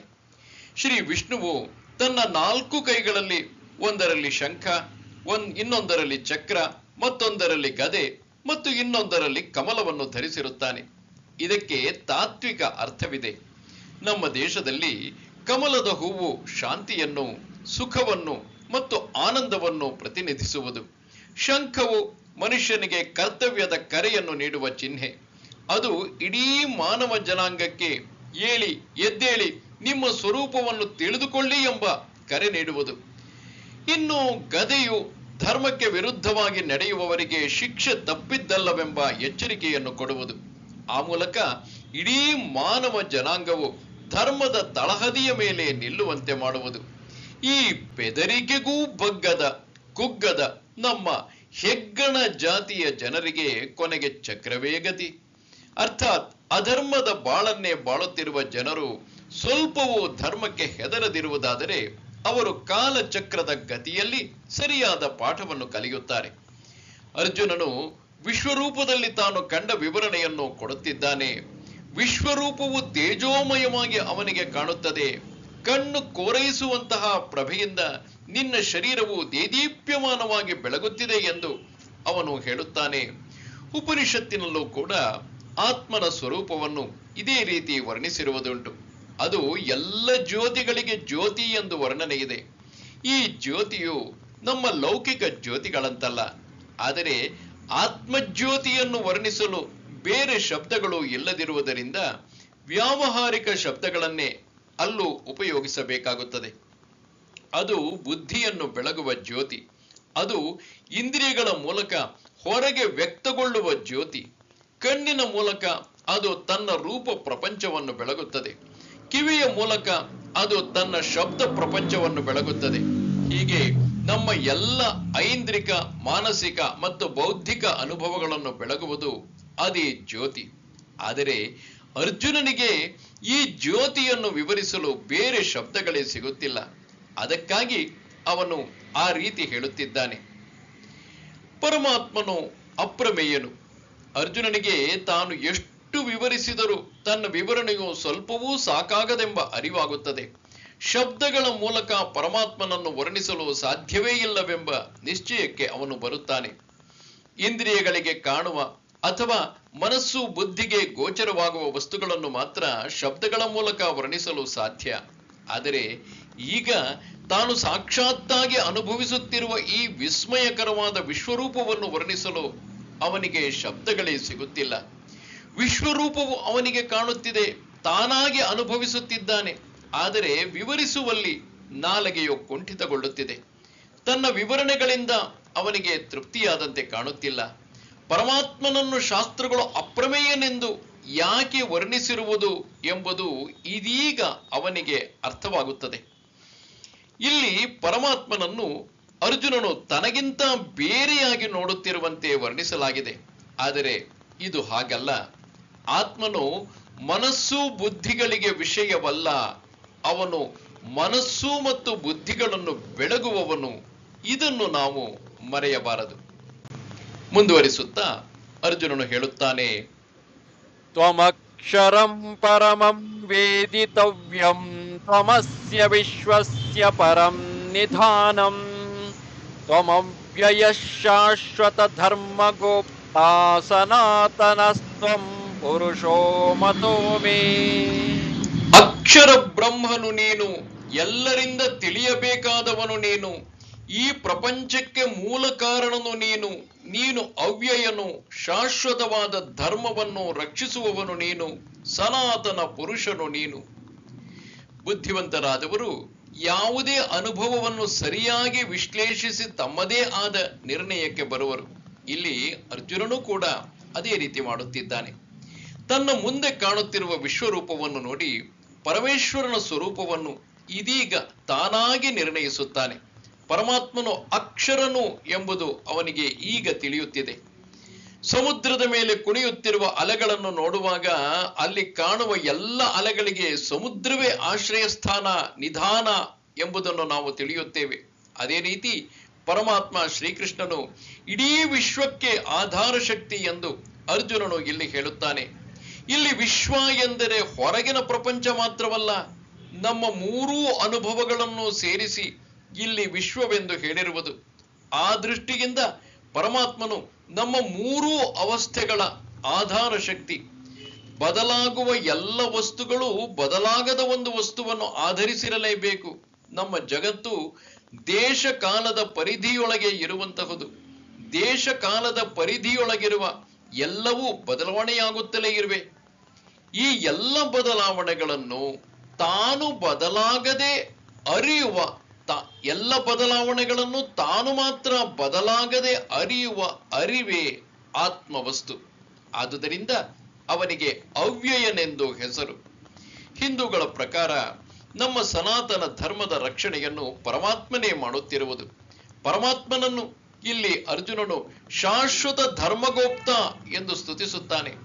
ನಮ್ಮ ವೇದಗಳು ಬಂದಿರುವುದು ಅವನ ಉಸಿರಿನಿಂದಲೇ. ಅವುಗಳ ಮೂಲಕ ತಿಳಿಯಲ್ಪಡಬೇಕಾದವನು ಅವನೇ ಮತ್ತು ಅವುಗಳನ್ನು ರಕ್ಷಿಸುವವನು ಅವನೇ. ನೀನು ಸನಾತನ ಪುರುಷನು. ವೇದಾಂತದಲ್ಲಿ ನವದ್ವಾರಗಳಿಂದ ಕೂಡಿದ ಈ ದೇಹಕ್ಕೆ ಪುರ ಅಥವಾ ಪಟ್ಟಣವೆಂದು ಹೆಸರು. ಈ ಪುರದಲ್ಲಿ ವಾಸಿಸುವ ಆತ್ಮನಿಗೆ ಪುರುಷಃ ಎಂದು ಹೆಸರು.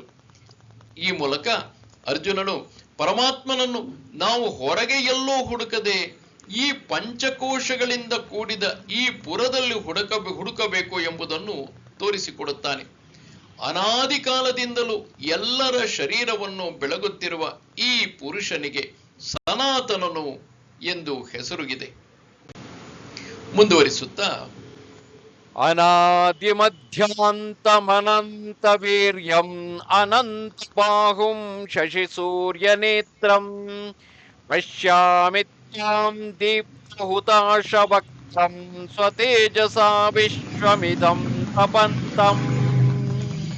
ಆದಿ ಮಧ್ಯಾಂತ ರಹಿತನು, ಅನಂತ ವೀರ್ಯನು, ಅನಂತ ಬಾಹುವು, ಸೂರ್ಯ ಚಂದ್ರರೇ ನೇತ್ರವಾಗಿರುವವನು, ಅಗ್ನಿ ಸಮಾನ ಮುಖವುಳ್ಳವನು, ಸ್ವಪ್ರಕಾಶದಿಂದ ಲೋಕವನ್ನೆಲ್ಲ ಬೆಳಗುವವನು ಆದ ನಿನ್ನನ್ನು ನೋಡುತ್ತಿದ್ದೇನೆ. ಈ ವಿವರಣೆಗಳನ್ನು ಓದುವಾಗ ವಿಶ್ವರೂಪವು ಅರ್ಜುನನಿಗಿಂತ ಬೇರೆಯಾಗಿ ಕಾಣುತ್ತಿದೆ ಎಂದು ಯಾರಿಗಾದರೂ ಅನ್ನಿಸಬಹುದು. ಆದರೆ ವೇದಾಂತದ ಸಾಧಕರಿಗೆ ಮಾತ್ರ ಇದರ ಸತ್ಯತೆಯ ಅರಿವಾಗುವುದು. ಆದಿಯೂ ಮಧ್ಯವೂ ಮತ್ತು ಅಂತ್ಯವೂ ಇಲ್ಲದ ಒಂದು ವಸ್ತುವನ್ನು ಮನಸ್ಸಿಗೆ ಕಲ್ಪಿಸಲೂ ಸಾಧ್ಯವಿಲ್ಲ. ಅರ್ಜುನನು ಇಲ್ಲಿ ಶ್ರೀಕೃಷ್ಣನನ್ನು ನೀನು ಆದಿಮಧ್ಯಾಂತರಹಿತನು ಎಂದು ಹೇಳುವಾಗ ಅವನು ಅದ್ವಿತೀಯ ಪರಬ್ರಹ್ಮನನ್ನೇ ನಿರ್ದೇಶಿಸುವುದು. ಅದರ ಜೊತೆಗೆ ಅನಂತ ಬಾಹುಗಳುಳ್ಳವನು ನೀನು ಎಂದು ಅವನು ಹೇಳುತ್ತಾನೆ. ಇದರ ಅರ್ಥ ಕೈಕಾಲುಗಳಿಂದ ಕೂಡಿದ ಶರೀರಧಾರಿಗಳಾದ ಎಲ್ಲ ಜೀವರಾಶಿಗಳಿಗೆ ಆಧಾರ ಸ್ತಂಭವು ಪರಮಾತ್ಮನೆಂದು. ಕಣ್ಣಿಗೆ ಬೆಳಕು ದೇವತೆ. ಕಣ್ಣಿಲ್ಲದಿರುತ್ತಿದ್ದರೆ ಪ್ರಪಂಚದಲ್ಲಿ ಬೆಳಕಿಗೆ ಅರ್ಥವೇ ಇರುತ್ತಿರಲಿಲ್ಲ.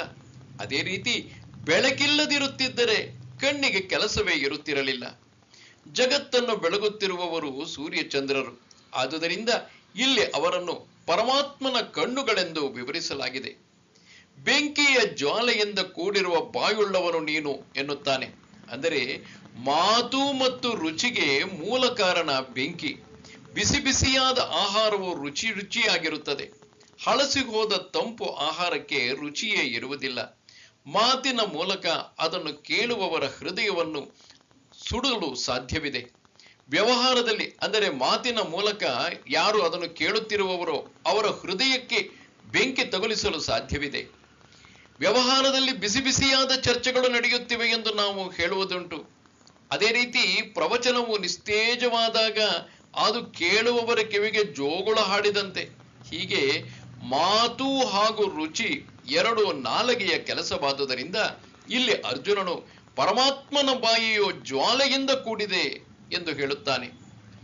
ಇನ್ನು ಪ್ರಚಂಡವಾದ ತೇಜಸ್ಸಿನಿಂದ ಈ ವಿಶ್ವವನ್ನೆಲ್ಲ ನೀನು ದಹಿಸುತ್ತಿರುವೆ ಎನ್ನುವಲ್ಲಿ ಆತ್ಮನ ಸ್ವರೂಪವೇ ಚೈತನ್ಯ, ಅರ್ಥಾತ್ ಅದು ಬೆಳಗುವ ಶಕ್ತಿ. ಅದು ಅಂತರ್ಜ್ಯೋತಿಯೂ ಹೌದು, ಬಹಿರ್ಜ್ಯೋತಿಯೂ ಹೌದು. ನಮ್ಮ ಜಗತ್ತಿನಲ್ಲಿ ಸರಿಯಾದ ಪ್ರಮಾಣದಲ್ಲಿ ಉಷ್ಣತೆ ಇರುವುದಾದರೆ ಮಾತ್ರ ಜೀವರಾಶಿಗಳಿಗೆ ಅಸ್ತಿತ್ವವು ಸಾಧ್ಯ. ಈ ವಿಷಯವು ಋಷಿಗಳಿಗೆ ತಿಳಿದಿತ್ತೆಂದು ಕಾಣುತ್ತದೆ. ಆತ್ಮನು ಬೆಳಗುವ ಶಕ್ತಿಯನ್ನು ಯಾರಿಂದಲೂ ಪಡೆದುದಲ್ಲ. ಚೈತನ್ಯವು ಆತ್ಮನ ಸ್ವರೂಪವೇ. ಆತ್ಮನು ಸ್ವಯಂ ಜ್ಯೋತಿ ಸ್ವರೂಪನು.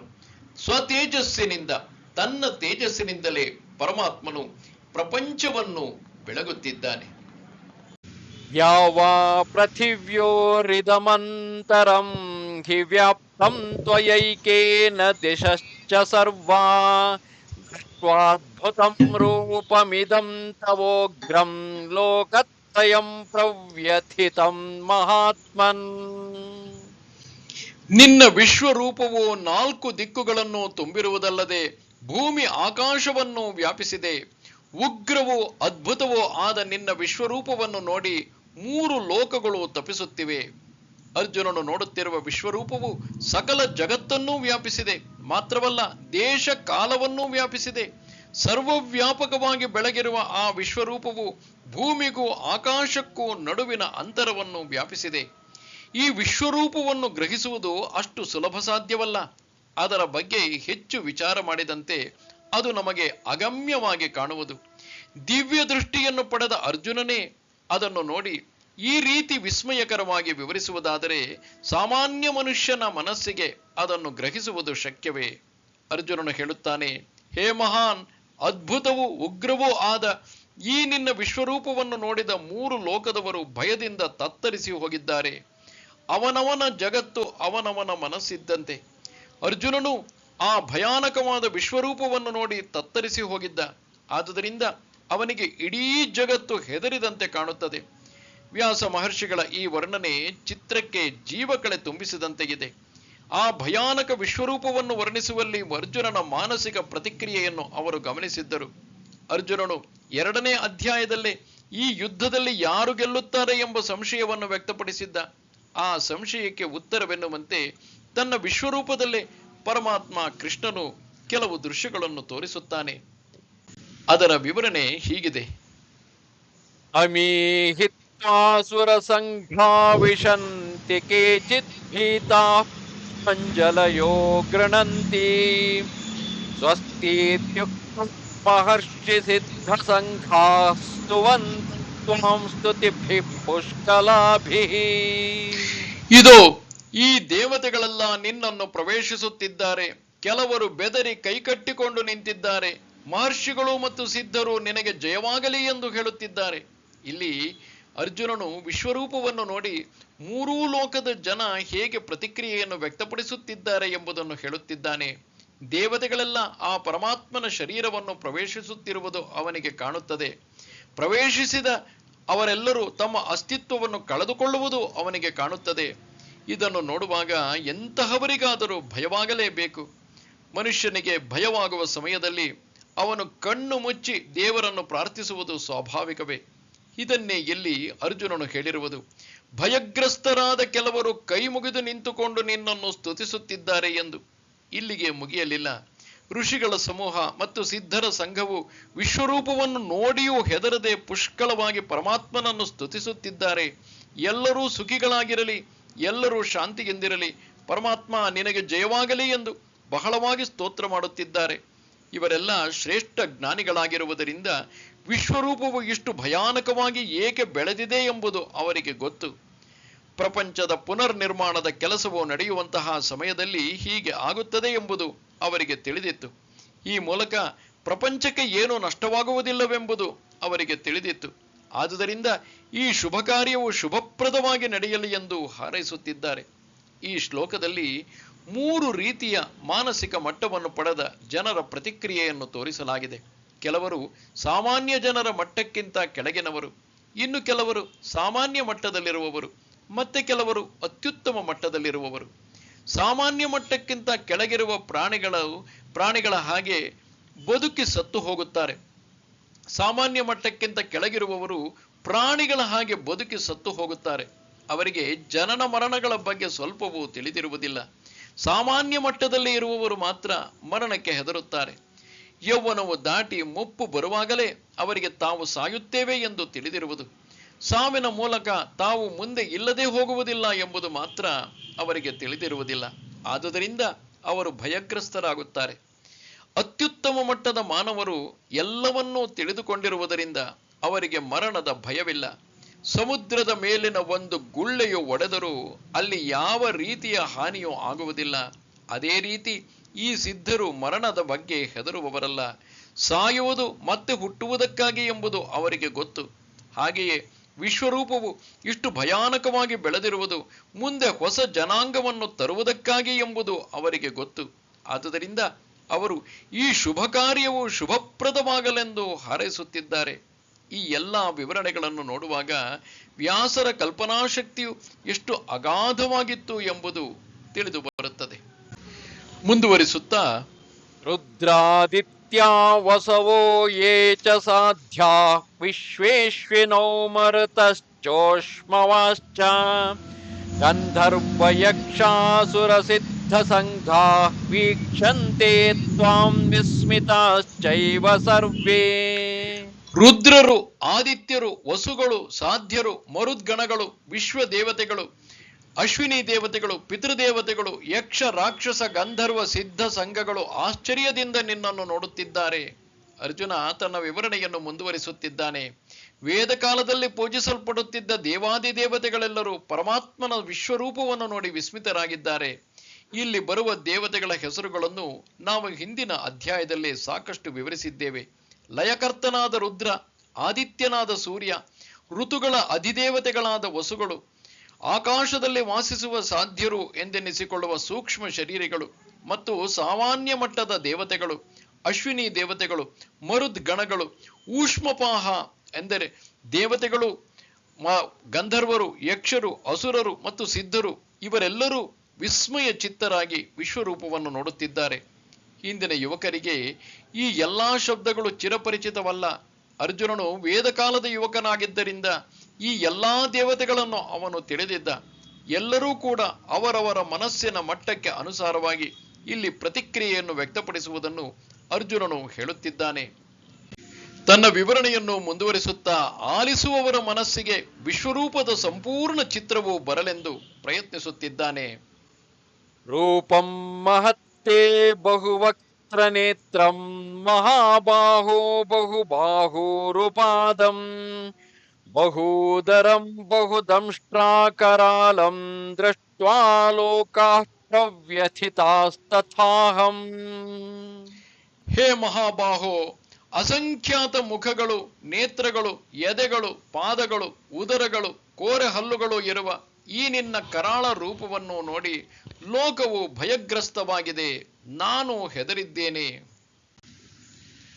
ನಭಸ್ಪೃಶಂ ದೀಪ್ತಮನೇಕ ವರ್ಣಂ ವ್ಯಾತ್ಥಾನನಂ ದೀಪ್ತ ವಿಶಾಲ ನೇತ್ರಂ ದೃಷ್ಟ್ವಾ ಹಿ ತ್ವಾಂ ಪ್ರವ್ಯಥಿತಾಂತರಾತ್ಮಾ ಧೃತಿಂ ನ ವಿಂದಮಿ ಶಮಂ ಚ ವಿಷ್ಣೋ. ವಿಶಾಲ ನೇತ್ರಗಳಿಂದ ಮತ್ತು ತೆರೆದ ಬಾಯಿಂದ ಕೂಡಿದ ಗಗನಕ್ಕೆ ಮುಟ್ಟುವಂತೆ ಬೆಳೆದ ನಿನ್ನ ಈ ವಿಶ್ವರೂಪವನ್ನು ನೋಡಿ ನನ್ನ ಹೃದಯವು ಗಾಬರಿಗೊಂಡಿದೆ. ನಾನು ಕಂಗೆಟ್ಟಿದ್ದೇನೆ. ಹೇ ವಿಷ್ಣು, ನನಗೆ ಶಾಂತಿಯೇ ಇಲ್ಲದಾಗಿದೆ. ಉಗ್ರವೂ ಅದ್ಭುತವೂ ಆದ ವಿಶ್ವರೂಪವನ್ನು ಅರ್ಜುನನು ವಿವರಿಸುತ್ತಿದ್ದಾನೆ. ಅದು ಸರ್ವವ್ಯಾಪಕವಾಗಿ ಬೆಳೆದ ವಿಚಿತ್ರ ರೂಪವಾಗಿತ್ತು. ಅರ್ಜುನನಿಗೆ ದಿವ್ಯ ದೃಷ್ಟಿಯಿಂದ ತನ್ನಲ್ಲೇ ಕಾಣಿಸಿಕೊಂಡಿತು. ಪ್ರೇಮ, ದಯೆ, ಕರುಣೆ ಮುಂತಾದ ಗುಣಗಳಿಗೆ ರೂಪವಿಲ್ಲದಿದ್ದರಿಂದ ಅವುಗಳು ಇಂದ್ರಿಯ ಗ್ರಾಹ್ಯವಲ್ಲದಿದ್ದರೂ ಬುದ್ಧಿ ಗ್ರಾಹ್ಯವಾದವುಗಳು. ಅದೇ ರೀತಿ ಈ ವಿಶ್ವರೂಪವು ಅವನ ಆಂತರಿಕ ಅನುಭವವಾಗಿತ್ತು. ಅವನಿಗೆ ಮಾತ್ರ ರೂಪ ಸಹಿತವಾಗಿ ಕಂಡುಬಂದಿತ್ತು. ಆದರೆ ಶಬ್ದಗಳ ಮೂಲಕ ಆ ರೂಪವನ್ನು ವರ್ಣಿಸಲು ಹೊರಟಾಗ ಅವನಿಗೆ ತನ್ನ ಅಸಹಾಯಕತೆಯ ಅರಿವಾಗುತ್ತದೆ. ವಿಶ್ವರೂಪವನ್ನು ನೋಡಿ 3 ಜಗತ್ತು ಭಯಗ್ರಸ್ತವಾಗಿ ನಿಂತಿರುವುದು ಅರ್ಜುನನಿಗೆ ಕಾಣುತ್ತದೆ. ಅವನೇ ಹೇಳುವ ಹಾಗೆ, ಹೇ ಮಹಾಬಾಹು, ಅನೇಕ ಬಾಹುಗಳು, ಮುಖಗಳು, ನೇತ್ರಗಳು, ಕೈಗಳು, ಕಾಲುಗಳು, ಹೊಟ್ಟೆಗಳು ಮತ್ತು ಭಯಾನಕ ದಾಡೆಗಳಿಂದ ಕೂಡಿದ ನಿನ್ನ ಈ ಕರಾಳ ರೂಪವನ್ನು ನೋಡಿ 3 ಪ್ರಪಂಚದ ಜನರು ತತ್ತರಿಸಿ ಹೋಗಿದ್ದಾರೆ. ಮಾತ್ರವಲ್ಲದೆ ನನಗೂ ಭಯವಾಗುತ್ತದೆ ಎಂದು. ಇದು ಸ್ವಾಭಾವಿಕ. ನಾವು ಒಂದು ಜನಜಂಗುಳಿಯ ಜೊತೆ ಇರುವಾಗ ಅವರೆಲ್ಲರ ಮನೋಭಾವ ನಮ್ಮ ಮೇಲೂ ಪ್ರಭಾವ ಬೀರುತ್ತದೆ.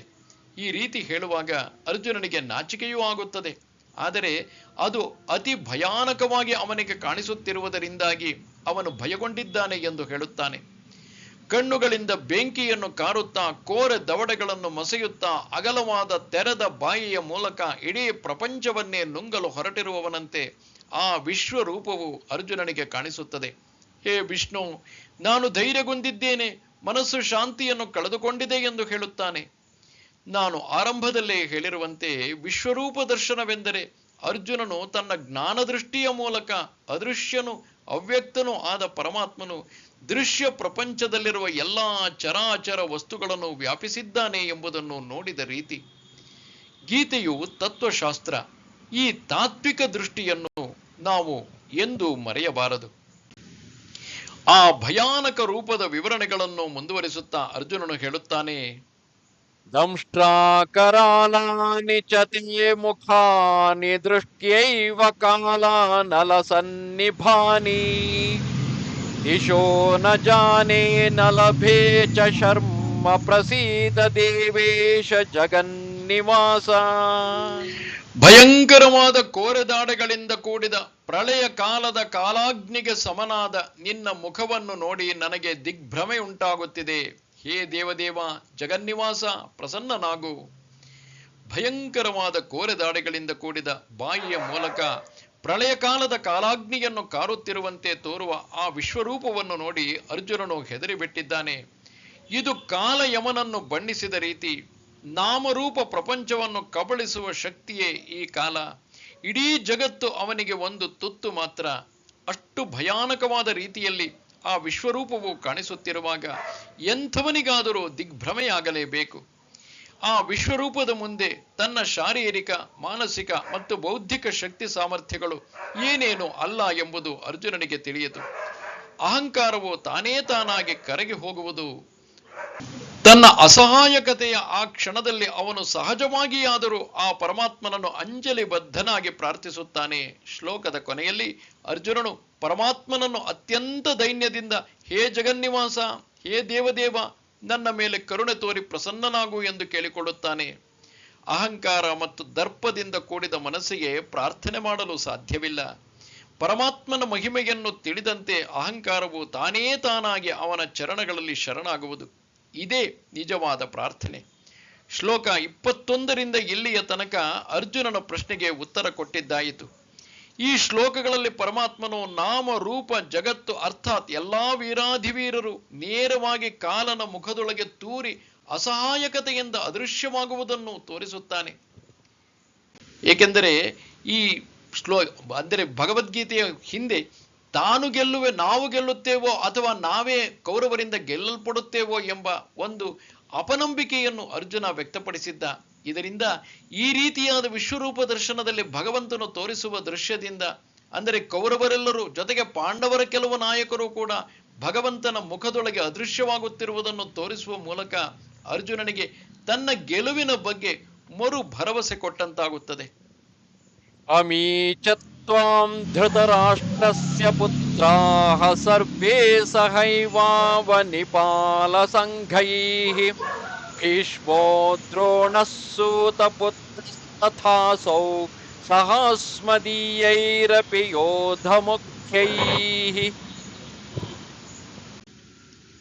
ವಕ್ತ್ರಾಣಿ ತೇ ತ್ವರಮಾಣಾ ವಿಶಂತಿ ದಷ್ಟ್ರಾಕರಾಳಾನಿ ಭಯಾನಕಾನಿ ಕೇಚಿತ್ ವಿಲಗ್ನಾ ದಶನಾಂತರೇಷು ಸಂದೃಶ್ಯಂತೆ ಚೂರ್ಣಿತೈರುತ್ತಮಾಂಗೈಃ. ಅದೋ ನೋಡು, ಭೀಷ್ಮ, ದ್ರೋಣ, ಕರ್ಣ, ದುರ್ಯೋಧನಾದಿ ಕೌರವರು ಮತ್ತು ಇನ್ನೂ ಅನೇಕ ರಾಜರುಗಳು ಮಾತ್ರವಲ್ಲದೆ ನಮ್ಮ ಸೈನ್ಯದಲ್ಲಿರುವ ಅನೇಕ ಸೈನಿಕರು ಎಲ್ಲರೂ ಕೋರೆ ಹಲ್ಲುಗಳಿರುವ ನಿನ್ನ ಆ ಭಯಾನಕ ಮುಖದ ಒಳಗೆ ಅತಿ ತ್ವರೆಯಿಂದ ಪ್ರವೇಶಿಸುತ್ತಿದ್ದಾರೆ. ಹಲ್ಲುಗಳ ಸಂದಿನಲ್ಲಿ ಅವರ ತಲೆಗಳು ಸಿಕ್ಕಿಕೊಂಡು ನುಚ್ಚು ನೂರಾಗಿ ಹೋಗುತ್ತಿವೆ.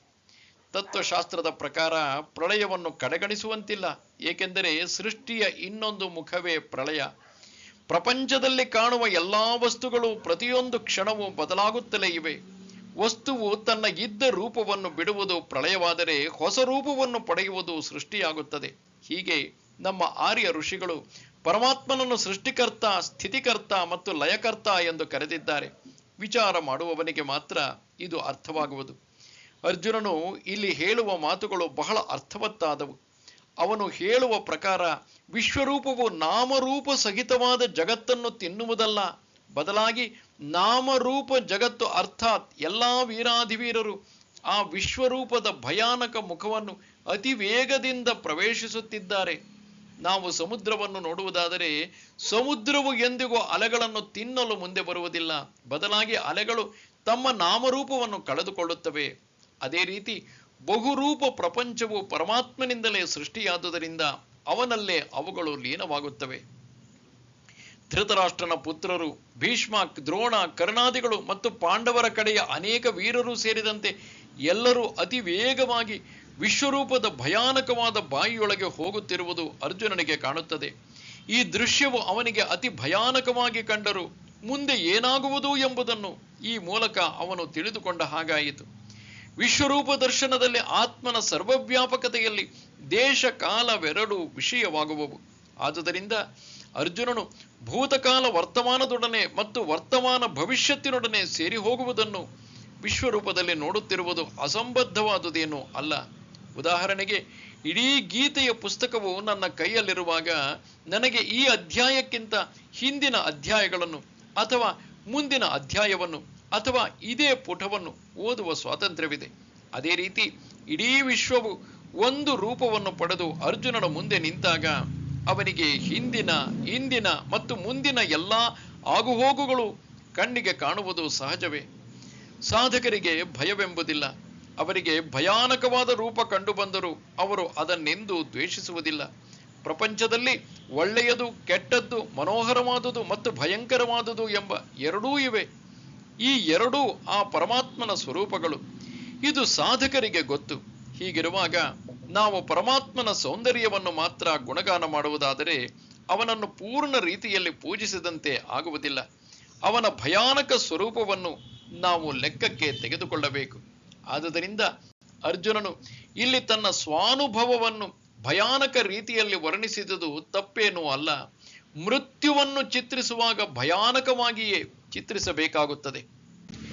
ದುರ್ಯೋಧನಾದಿಗಳು ವಿಶ್ವರೂಪದ ಬಾಯೊಳಗೆ ಹೇಗೆ ಹೋಗುತ್ತಿದ್ದರು ಎಂದರೆ, ಯಥಾ ನದೀನಾಂ ಬಹವೋಂಬುವೇಗಾಃ ಸಮುದ್ರಮೇವಾಭಿಮುಖಾ ದ್ರವಂತಿ ತಥಾ ತವಾಮಿ ನರಲೋಕವೀರಾಃ ವಿಶಂತಿ ವಕ್ತ್ರಾಣ್ಯಭಿವಿಜ್ವಲಂತಿ.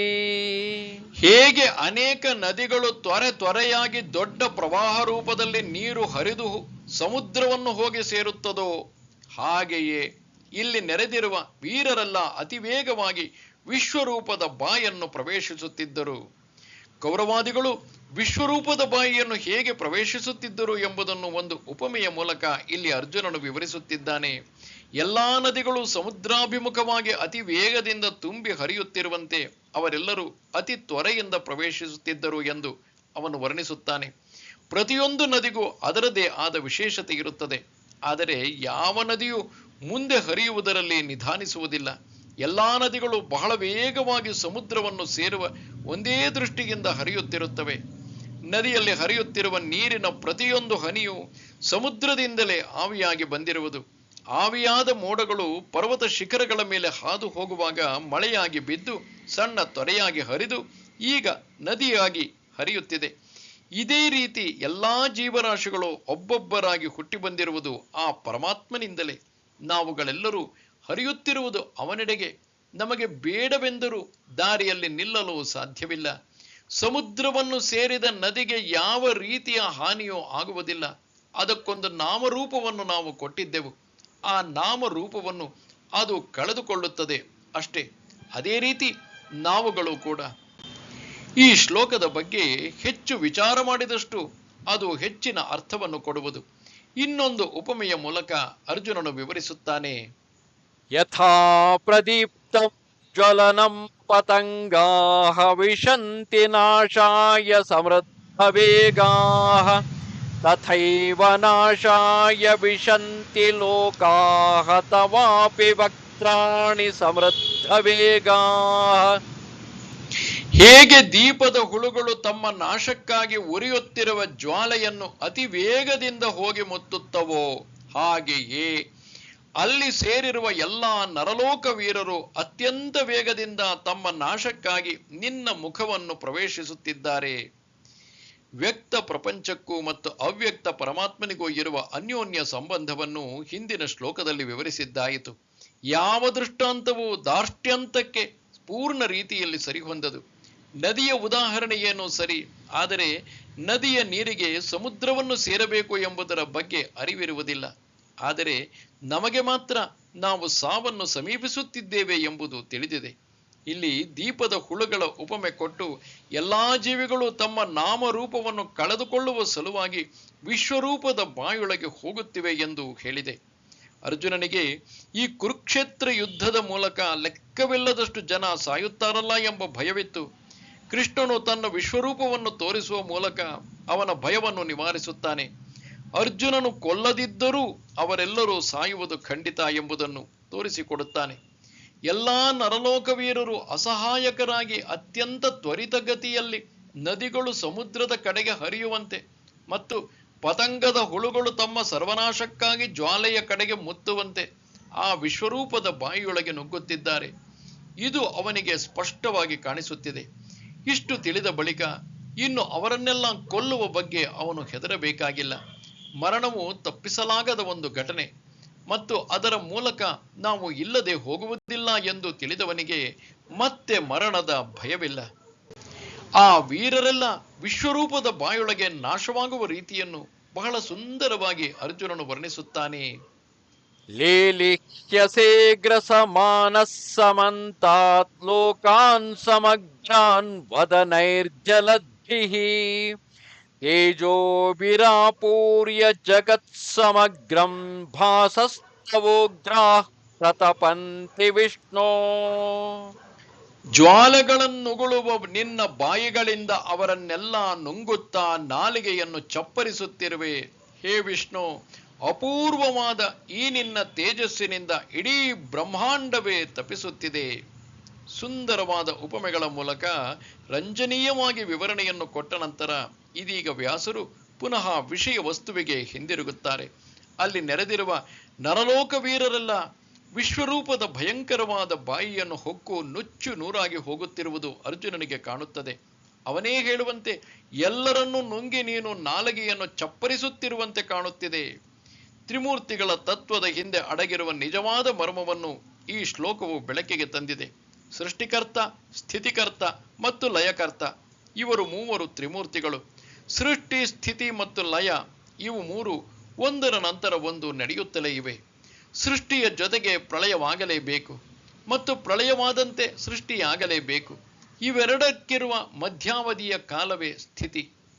ಸಿನಿಮಾ ಮಂದಿರದಲ್ಲಿ ಪ್ರೊಜೆಕ್ಟರ್ ಬೆಳಕಿನ ಮುಂದೆ ರೀಲು ತಿರುಗುತ್ತಿರುವಾಗ ದೂರದಲ್ಲಿರುವ ಬಿಳಿ ಪರದೆಯ ಮೇಲೆ ಚಿತ್ರವು ಬೀಳುತ್ತದೆ. ರೀಲಿನಲ್ಲಿರುವ ಒಂದೊಂದೇ ಚಿತ್ರವು ಆ ಬೆಳಕಿನ ಮುಂದೆ ಬಂದು ಹಾದು ಹೋಗುವುದನ್ನು ಜನನ ಮರಣಗಳಿಗೆ ಹೋಲಿಸಬಹುದು. ಇವುಗಳೆರಡರ ಮಧ್ಯೆ ಏನು ಚಿತ್ರವು ಬೀಳುತ್ತದೋ ಅದೇ ಜೀವನ ಕಥೆ. ರೀಲಿನಲ್ಲಿರುವ ಚಿತ್ರವು ಮುಂದೆ ಹಾದು ಹೋಗದೆ ಹಿಂದಿನ ಚಿತ್ರ ಬರುವ ಹಾಗಿಲ್ಲ. ಅದೇ ರೀತಿ ಶಿವನ ಸಹಾಯವಿಲ್ಲದೆ ಬ್ರಹ್ಮನಿಗೆ ಸೃಷ್ಟಿ ಮಾಡಲು ಸಾಧ್ಯವಿಲ್ಲ. ಬ್ರಹ್ಮ ಮತ್ತು ಶಿವ ಇಬ್ಬರು ಕೆಲಸ ಮಾಡದಿದ್ದರೆ ವಿಷ್ಣುವಿಗೆ ಕೆಲಸವೇ ಇಲ್ಲ. ಈ ರೀತಿ ನಮ್ಮ ಇಡೀ ನಾಮರೂಪ ಪ್ರಪಂಚವು ಈ ತ್ರಿಮೂರ್ತಿಗಳ ನರ್ತನವಾಗಿದೆ. ಆದರೆ ಅರ್ಜುನನು ವಿಶ್ವರೂಪದ ಪ್ರಚಂಡವಾದ ತೇಜಸ್ಸಿನಿಂದ ಇಡೀ ಬ್ರಹ್ಮಾಂಡವು ಪರಿತಪಿಸುತ್ತಿರುವುದನ್ನು ನೋಡುತ್ತಾನೆ. ಇದೀಗ ಅವನ ಮನಸ್ಸಿಗೆ ಈ ರೀತಿಯ ಭಯಾನಕ ರೂಪವನ್ನು ಕೃಷ್ಣನು ಏಕೆ ಧರಿಸಿದ ಎಂಬ ಪ್ರಶ್ನೆ ಬರುತ್ತದೆ.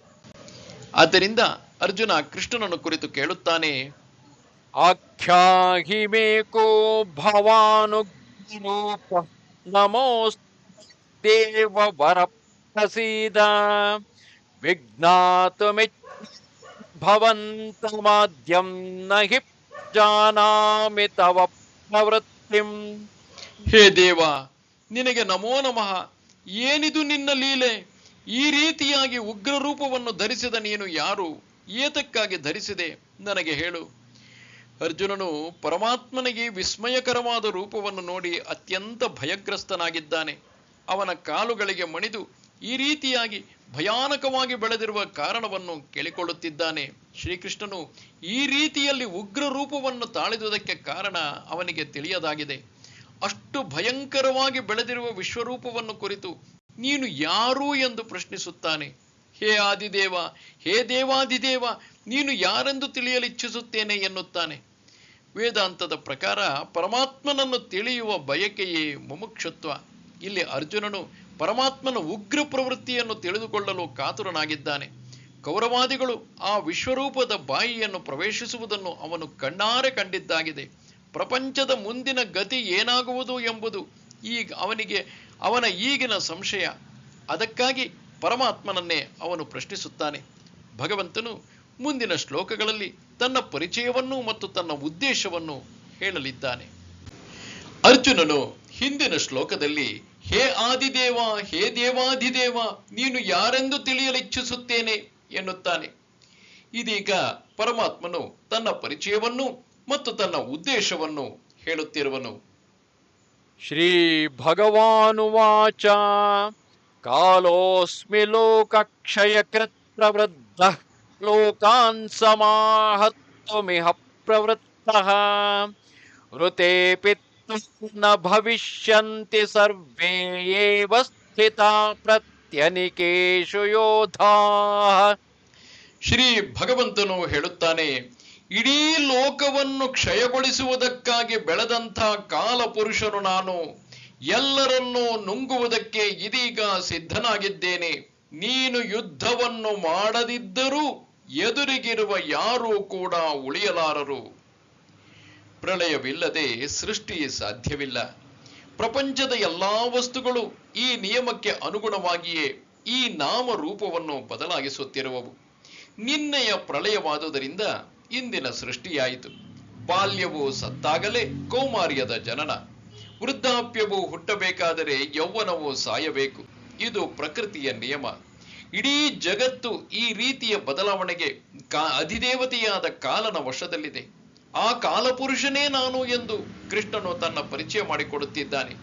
ಇಡೀ ಜಗತ್ತನ್ನು ನುಂಗುವುದಕ್ಕೆ ಸಿದ್ಧನಾಗಿದ್ದೇನೆ ಎಂದು ಹೇಳುತ್ತಾನೆ. ಅಧರ್ಮದಿಂದ ಕೂಡಿದ ಈ ಎಲ್ಲ ಜನರನ್ನು ನಾಶಗೊಳಿಸುವುದೇ ನನ್ನ ಮುಖ್ಯ ಉದ್ದೇಶ ಎಂದು ಹೇಳುತ್ತಾನೆ. ಇಡೀ ಜಗತ್ತನ್ನು ನಾಶ ಮಾಡಲು ಹೊರಟಿರುವ ಪರಮಾತ್ಮನ ಈ ಪ್ರವೃತ್ತಿಯು ಅವನ ಕರುಣಾಪೂರ್ಣ ಗುಣಕ್ಕೆ ವಿರುದ್ಧವಾದುದೇನೂ ಅಲ್ಲ. ಕೆಲವೊಂದು ಸಲ ಕರುಣೆಯಿಂದ ಕೊಲ್ಲುವ ಕ್ರಮವೂ ಉಂಟು. ಸೇತುವೆಯು ಬಹಳ ಹಳೆಯದಾಗಿರುವುದಾದರೆ, ಅಣೆಕಟ್ಟು ತುಂಬ ಹಾಳಾಗಿರುವುದಾದರೆ, ಅದೇ ರೀತಿ ಒಂದು ಕಟ್ಟಡವು ಬಹಳಷ್ಟು ಜರ್ಜರಿತವಾಗಿದ್ದರೆ ಅದನ್ನು ನಾವು ಉದ್ದೇಶಪೂರ್ವಕವಾಗಿಯೇ ಹಾಳುಗೆಡಹುತ್ತೇವೆ. ಆ ಮೂಲಕ ಸಮಾಜಕ್ಕೆ ದೊಡ್ಡ ಉಪಕಾರ ಮಾಡಿದಂತೆ ಆಗುತ್ತದೆ. ಆ ದೃಷ್ಟಿಯೇ ಇಲ್ಲಿ ಕೂಡ.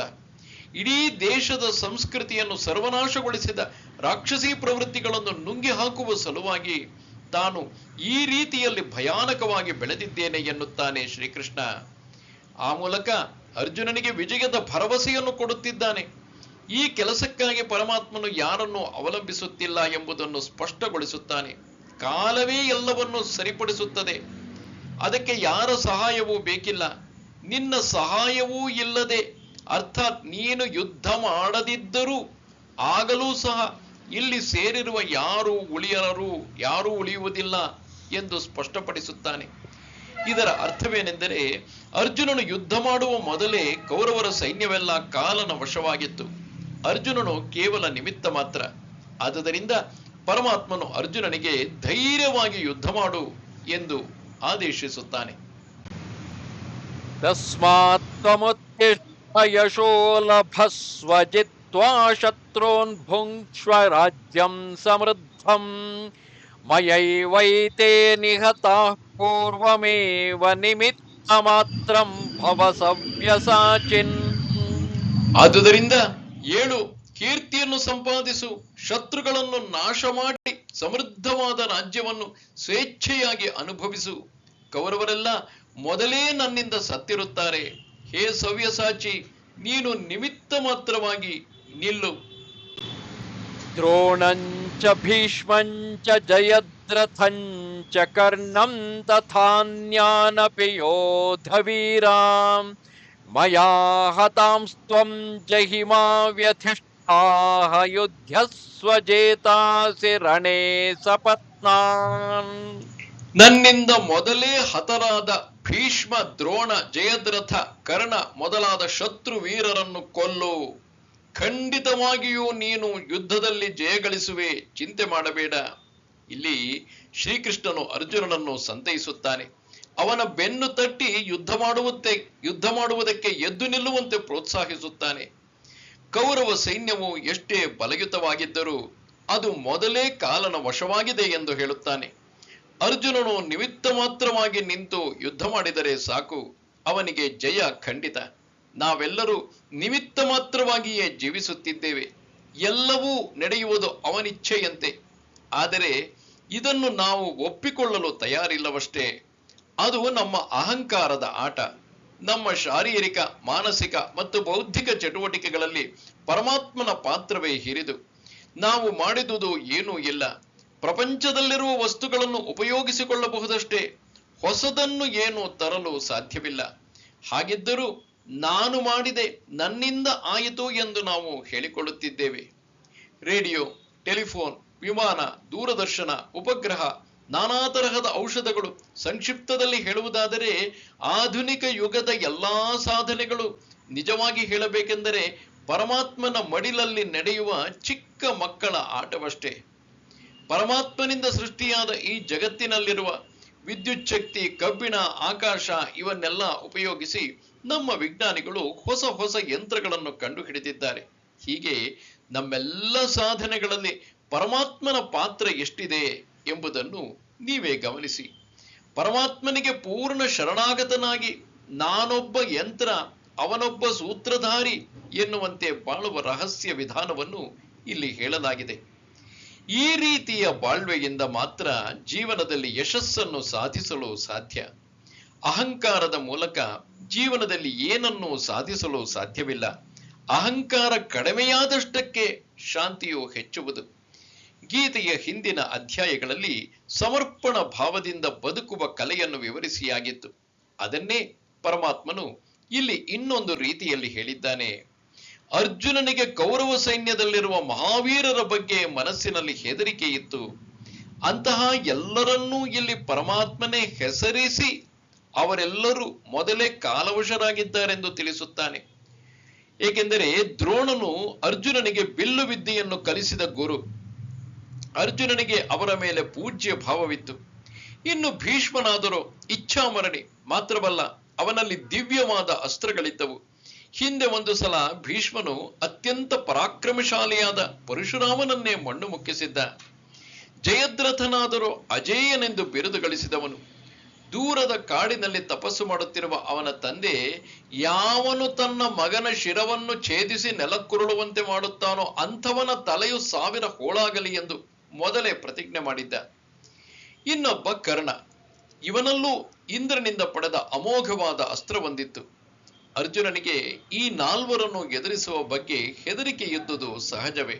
ಅದಕ್ಕಾಗಿ ಇಲ್ಲಿ ಪರಮಾತ್ಮನು ಆ 4ರ ಹೆಸರನ್ನು ಸೇರಿಸಿ ಅವರೆಲ್ಲರೂ ಈಗಾಗಲೇ ಕಾಲನ ವಶರಾಗಿದ್ದಾರೆ ಎಂದು ತಿಳಿಸುತ್ತಾನೆ. ಅರ್ಜುನನು ಇನ್ನು ಚಿಂತೆ ಪಡಬೇಕಾದುದಿಲ್ಲ.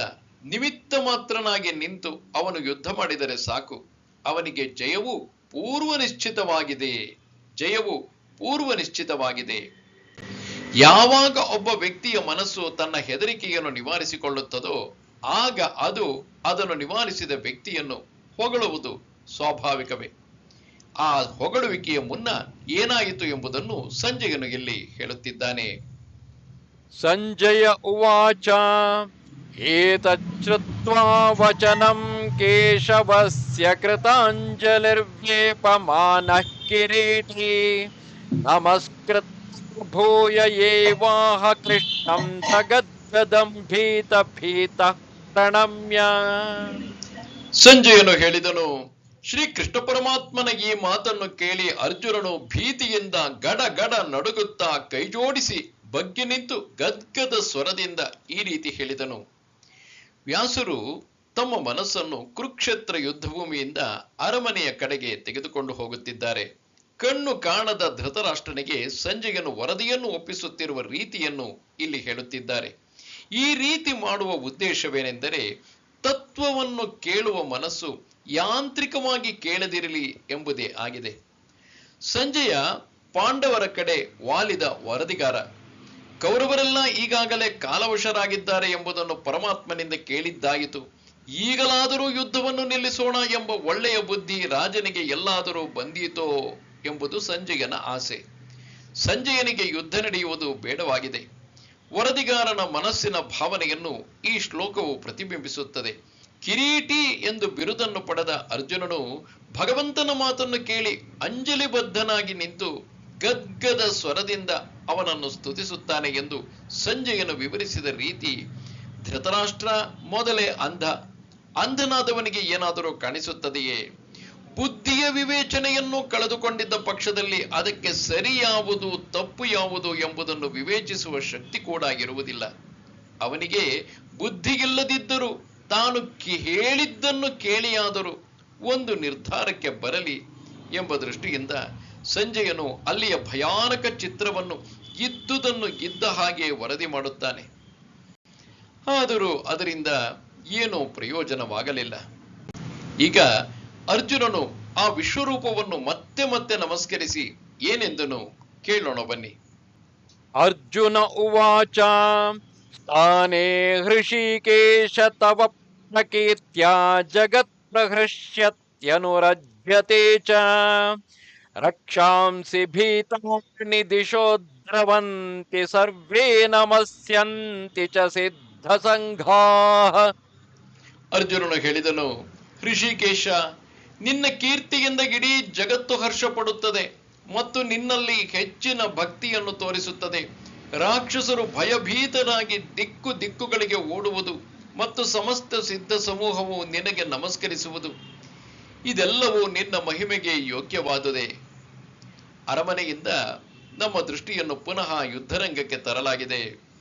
ಆ ವಿಸ್ಮಯಕರವಾದ ವಿಶ್ವರೂಪವನ್ನು ಅರ್ಜುನನು ಭಯಭೀತನಾಗಿ ಮೇಲಿಂದ ಮೇಲೆ ನಮಸ್ಕರಿಸುತ್ತಾ ಗದ್ಗದ ಕಂಠದಿಂದ ಇದೀಗ ಸ್ತುತಿಯನ್ನು ಮಾಡುತ್ತಿದ್ದಾನೆ. ಈ ಶ್ಲೋಕದಿಂದ 46ನೇ ಶ್ಲೋಕದ ತನಕ ಒಟ್ಟು 11 ಶ್ಲೋಕಗಳು ಅತ್ಯುತ್ತಮ ಮಟ್ಟದ ಸ್ತುತಿಗಳು. ಪ್ರಪಂಚದಲ್ಲಿ ಇಷ್ಟು ಸರಳವಾದ ಮತ್ತು ತಾತ್ವಿಕ ಗಂಭೀರತೆಯಿಂದ ಕೂಡಿದ ಪ್ರಾರ್ಥನೆ ಇನ್ನೊಂದಿರಲಾರದು. ಈ ಶ್ಲೋಕದಲ್ಲಿ ಅರ್ಜುನನು ಪರಮಾತ್ಮನ ಮಹಿಮೆಯನ್ನು ಕೊಂಡಾಡುತ್ತಾನೆ. ಇಲ್ಲಿಯ ತನಕ ವಿಶ್ವರೂಪವನ್ನು ಬೆರಗಾಗಿ ಅವನು ನೋಡುತ್ತಿದ್ದ. ಅವನಿಗೆ ಪರಮಾತ್ಮನನ್ನು ಸ್ತುತಿ ಮಾಡುವ ಅವಕಾಶವೇ ಸಿಕ್ಕಿರಲಿಲ್ಲ. ಕನ್ನಡಿಯ ಮೂಲಕ ನಾವು ನಮ್ಮ ಪ್ರತಿಬಿಂಬವನ್ನು ದಿಟ್ಟಿಸುತ್ತಿರುವಾಗ ಕನ್ನಡಿಯ ಮೇಲ್ಮೆಯನ್ನು ನಾವು ನೋಡುತ್ತೇವೆಯೇ? ಅದೇ ರೀತಿ ನಾವು ಕನ್ನಡಿಯ ಮೇಲ್ಮೆಯನ್ನು ನೋಡುತ್ತಿದ್ದರೆ ನಮಗೆ ನಮ್ಮ ಪ್ರತಿಬಿಂಬವನ್ನು ಸರಿಯಾಗಿ ನೋಡಲು ಸಾಧ್ಯವಾಗುವುದಿಲ್ಲ. ಈಗ ಈ 11 ಶ್ಲೋಕಗಳಲ್ಲಿ ಅರ್ಜುನನು ಪರಮಾತ್ಮನನ್ನು ಸ್ತುತಿಸುತ್ತಾನೆ. ಕಸ್ಮಾಚ್ಚ ತೇನ ನಮೇರನ್ ಮಹಾತ್ಮನ್ ಗರೀಯಸೆ ಬ್ರಹ್ಮಣೋಪ್ಯಾದಿಕರ್ತೆ ಅನಂತ ದೇವೇಶ ಜಗನ್ನಿವಾಸ ತ್ವಮಕ್ಷರಂ ಸದಸತ್ತತ್ಪರಯತ್. ಹೇ ಮಹಾತ್ಮ, ಬ್ರಹ್ಮನಿಗೂ ಆದಿಪುರುಷನಾದ ನಿನಗೆ ಅವರು ನಮಸ್ಕರಿಸದೇ ಇರುವುದಾದರೂ ಎಂತು? ಅನಂತ ದೇವದೇವ ಜಗನ್ನಿವಾಸ, ನೀನು ಅಕ್ಷರ ಬ್ರಹ್ಮನಲ್ಲವೇ? ಅಕ್ಷರ ಬ್ರಹ್ಮನಲ್ಲವೇ? ಸದಸದ್ವಿಲಕ್ಷಣನಲ್ಲವೇ? ಪರಮಾತ್ಮನು ಸೃಷ್ಟಿಕರ್ತನಿಗೂ ಕಾರಣನಾದುದರಿಂದ ಸಿದ್ಧ ಸಮೂಹವೆಲ್ಲವೂ ಅವನನ್ನು ನಮಸ್ಕರಿಸದೇ ಇರುವುದಾದರೂ ಹೇಗೆ? ಇಡೀ ಜಗತ್ತಿನ ಉತ್ಪತ್ತಿಗೆ ಪರಮಾತ್ಮನೇ ಅಭಿನ್ನ ನಿಮಿತ್ತ ಉಪಾದಾನ ಕಾರಣ. ಮಣ್ಣಿನ ಮಡಕೆಗಳಲ್ಲಿ ಮಣ್ಣಿದ್ದ ಹಾಗೆ, ಬಂಗಾರದ ಆಭರಣಗಳಲ್ಲಿ ಬಂಗಾರವಿದ್ದ ಹಾಗೆ ಚರಾಚರ ಜೀವರಾಶಿಗಳೆಲ್ಲವೂ ಪರಮಾತ್ಮನಿಂದಲೇ ಅಸ್ತಿತ್ವಕ್ಕೆ ಬಂದವು. ಎಲ್ಲಾ ದೇವತೆಗಳು ಕೂಡ ಅವನಿಂದಲೇ ಬಂದವರು. ಆದುದರಿಂದ ಅವನಿಗೆ ದೇವದೇವನೆಂದು ಹೆಸರು. ನಾಮರೂಪ ಪ್ರಪಂಚವನ್ನು ವ್ಯಕ್ತ ಮತ್ತು ಅವ್ಯಕ್ತ ಎಂಬ ಈ ಎರಡು ರೀತಿಯಲ್ಲಿ ವಿಂಗಡಿಸಬಹುದು. ಇಂದ್ರಿಯಗಳಿಗೆ ಕಾಣುವ ಜಗತ್ತು ವ್ಯಕ್ತವಾದರೆ ವಾಸನಾ ಪ್ರಪಂಚವು ಅವ್ಯಕ್ತವಾದುದು. ವ್ಯಕ್ತ ಪ್ರಪಂಚವನ್ನು ಸತ್ ಎಂಬ ಶಬ್ದದಿಂದ ಮತ್ತು ಅವ್ಯಕ್ತ ಪ್ರಪಂಚವನ್ನು ಅಸತ್ ಎಂಬ ಶಬ್ದದಿಂದ ಇಲ್ಲಿ ಅರ್ಜುನನು ಹೇಳಿರುವುದು. ಈ ಎರಡೂ ಪ್ರಪಂಚಕ್ಕೆ ಕಾರಣವು ಪರಮಾತ್ಮನೇ. ಈ ಎರಡೂ ಪ್ರಪಂಚವು ಅವನೇ ಮತ್ತು ಈ ಎರಡೂ ಪ್ರಪಂಚಕ್ಕಿಂತ ಆಚೆ ಕಡೆಗಿರುವ ಅಕ್ಷರ ಬ್ರಹ್ಮನೂ ಅವನೇ. ಸಿನಿಮಾ ಥಿಯೇಟರಿನಲ್ಲಿ ನಾವು ಸುಖ ಮತ್ತು ದುಃಖ ಎರಡನ್ನೂ ಅನುಭವಿಸುತ್ತೇವೆ. ಆದರೆ ಪ್ರೊಜೆಕ್ಟರ್ ಹಿಂದಿರುವ ಬೆಳಕು ಇವೆರಡನ್ನೂ ಮೀರಿದುದು. ಕೈಯಲ್ಲಿರುವ ಉಂಗುರವು, ಕುತ್ತಿಗೆಯಲ್ಲಿರುವ ಹಾರವು ಎರಡು ಬಂಗಾರವೇ. ಆದರೆ ಬಂಗಾರವು ಮಾತ್ರ ಅವೆರಡನ್ನೂ ಮೀರಿದುದು. ಅದು ಉಂಗುರವೂ ಅಲ್ಲ, ಅತ್ತ ಸರವೂ ಅಲ್ಲ. ಅದೇ ರೀತಿ ಪರಮಾತ್ಮನು ವ್ಯಕ್ತಾವ್ಯಕ್ತ ಪ್ರಪಂಚವೂ ಅವನೇ ಮತ್ತು ಅವುಗಳಿಗೆ ಅತೀತವಾದ ಶಕ್ತಿಯು ಅವನೇ. ಮುಂದುವರಿಸುತ್ತಾ, ತ್ವಮಾದಿದೇವ ಪುರುಷಃ ಪುರಾಣ ತ್ವಮಸ್ಯ ವಿಶ್ವಸ್ಯ ಪರಂ ನಿಧಾನಂ ವೇತ್ತಾಸಿ ವೇದ್ಯಂ ಚ ಪರಂ ಚ ಧಾಮ ತ್ವಯಾ ತತಂ ವಿಶ್ವಮನಂತರೂಪಂ. ನೀನು ಆದಿದೇವನು, ಪುರಾಣ ಪುರುಷ, ಈ ವಿಶ್ವಕ್ಕೆ ಆಧಾರ ಶಕ್ತಿಯೂ ನೀನೆ, ಎಲ್ಲರಿಂದ ತಿಳಿಯತಕ್ಕವನೂ ನೀನೆ, ಪರವಸ್ತುವೂ ನೀನೆ, ಪರಂಧಾಮವೂ ನೀನೆ. ಹೇ ಅನಂತರೂಪ, ಈ ಜಗತ್ತೆಲ್ಲವೂ ನೀನು ವ್ಯಾಪಿಸಿರುವೆ. ಪರಮಾತ್ಮನು ಆದಿದೇವನೆಂಬುದನ್ನು ಹಿಂದಿನ ಶ್ಲೋಕದಲ್ಲೇ ವಿವರಿಸಿದ್ದಾಗಿದೆ. ಇಡೀ ಜಗತ್ತಿಗೆ ಪರಮಾತ್ಮನೇ ಆಧಾರ ಶಕ್ತಿ. ಇಡೀ ಜಗತ್ತಿರುವುದೇ ಅವನಲ್ಲಿ. ವಿಶ್ವ ಎನ್ನುವ ಶಬ್ದಕ್ಕೆ ಕೇವಲ ಜಗತ್ತು ಎಂಬ ಅರ್ಥವಲ್ಲ, ಅದು ನಮ್ಮ ಮೂರೂ ಅವಸ್ಥೆಗಳನ್ನು ಒಳಗೊಂಡಿದೆ. ಈ ದೃಷ್ಟಿಯಿಂದ ಪರಮಾತ್ಮನು ವಿಶ್ವಕ್ಕೆ ಆಧಾರನು, ಅಂದರೆ ನಮ್ಮ ಎಲ್ಲಾ ಅನುಭವಗಳಿಗೂ ಆಧಾರನು ಎಂಬ ಅರ್ಥವಾಗುತ್ತದೆ. ಜಡ ಜಗತ್ತು ಆತ್ಮನಿಂದ ಬಂದುದಲ್ಲ, ಆತ್ಮನಲ್ಲಿ ಅಧ್ಯಸ್ಥವಾಗಿ ಕಾಣುವುದು. ಆದುದರಿಂದ ಅಧ್ಯಸ್ಥವಾದುದಕ್ಕೆ ಅಧಿಷ್ಠಾನವೊಂದು ಇರಲೇಬೇಕು ತಾನೇ.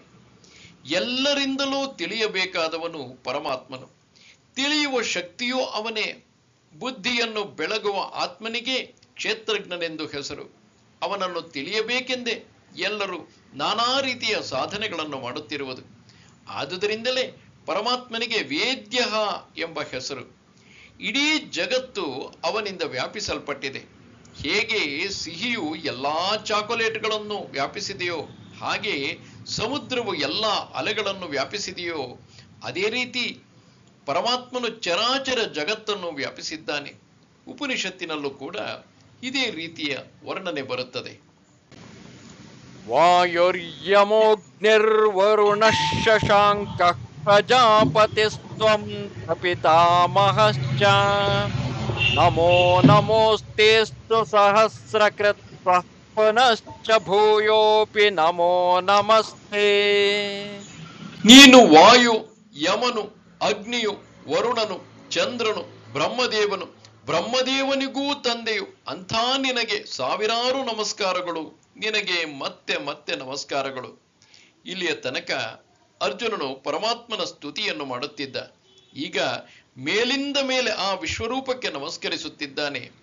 ಉಪಾಸ್ಯ ದೇವತೆಗೂ ಉಪಾಸಕನಿಗೂ ಏನು ಸಂಬಂಧ ಎಂದು ಯಾರಿಗಾದರೂ ಅನ್ನಿಸಬಹುದು. ವೇದ ಕಾಲದಲ್ಲಿ ಪರಮಾತ್ಮನನ್ನು ವಿವಿಧ ರೂಪಗಳಲ್ಲಿ ಜನರು ಉಪಾಸಿಸುತ್ತಿದ್ದರು.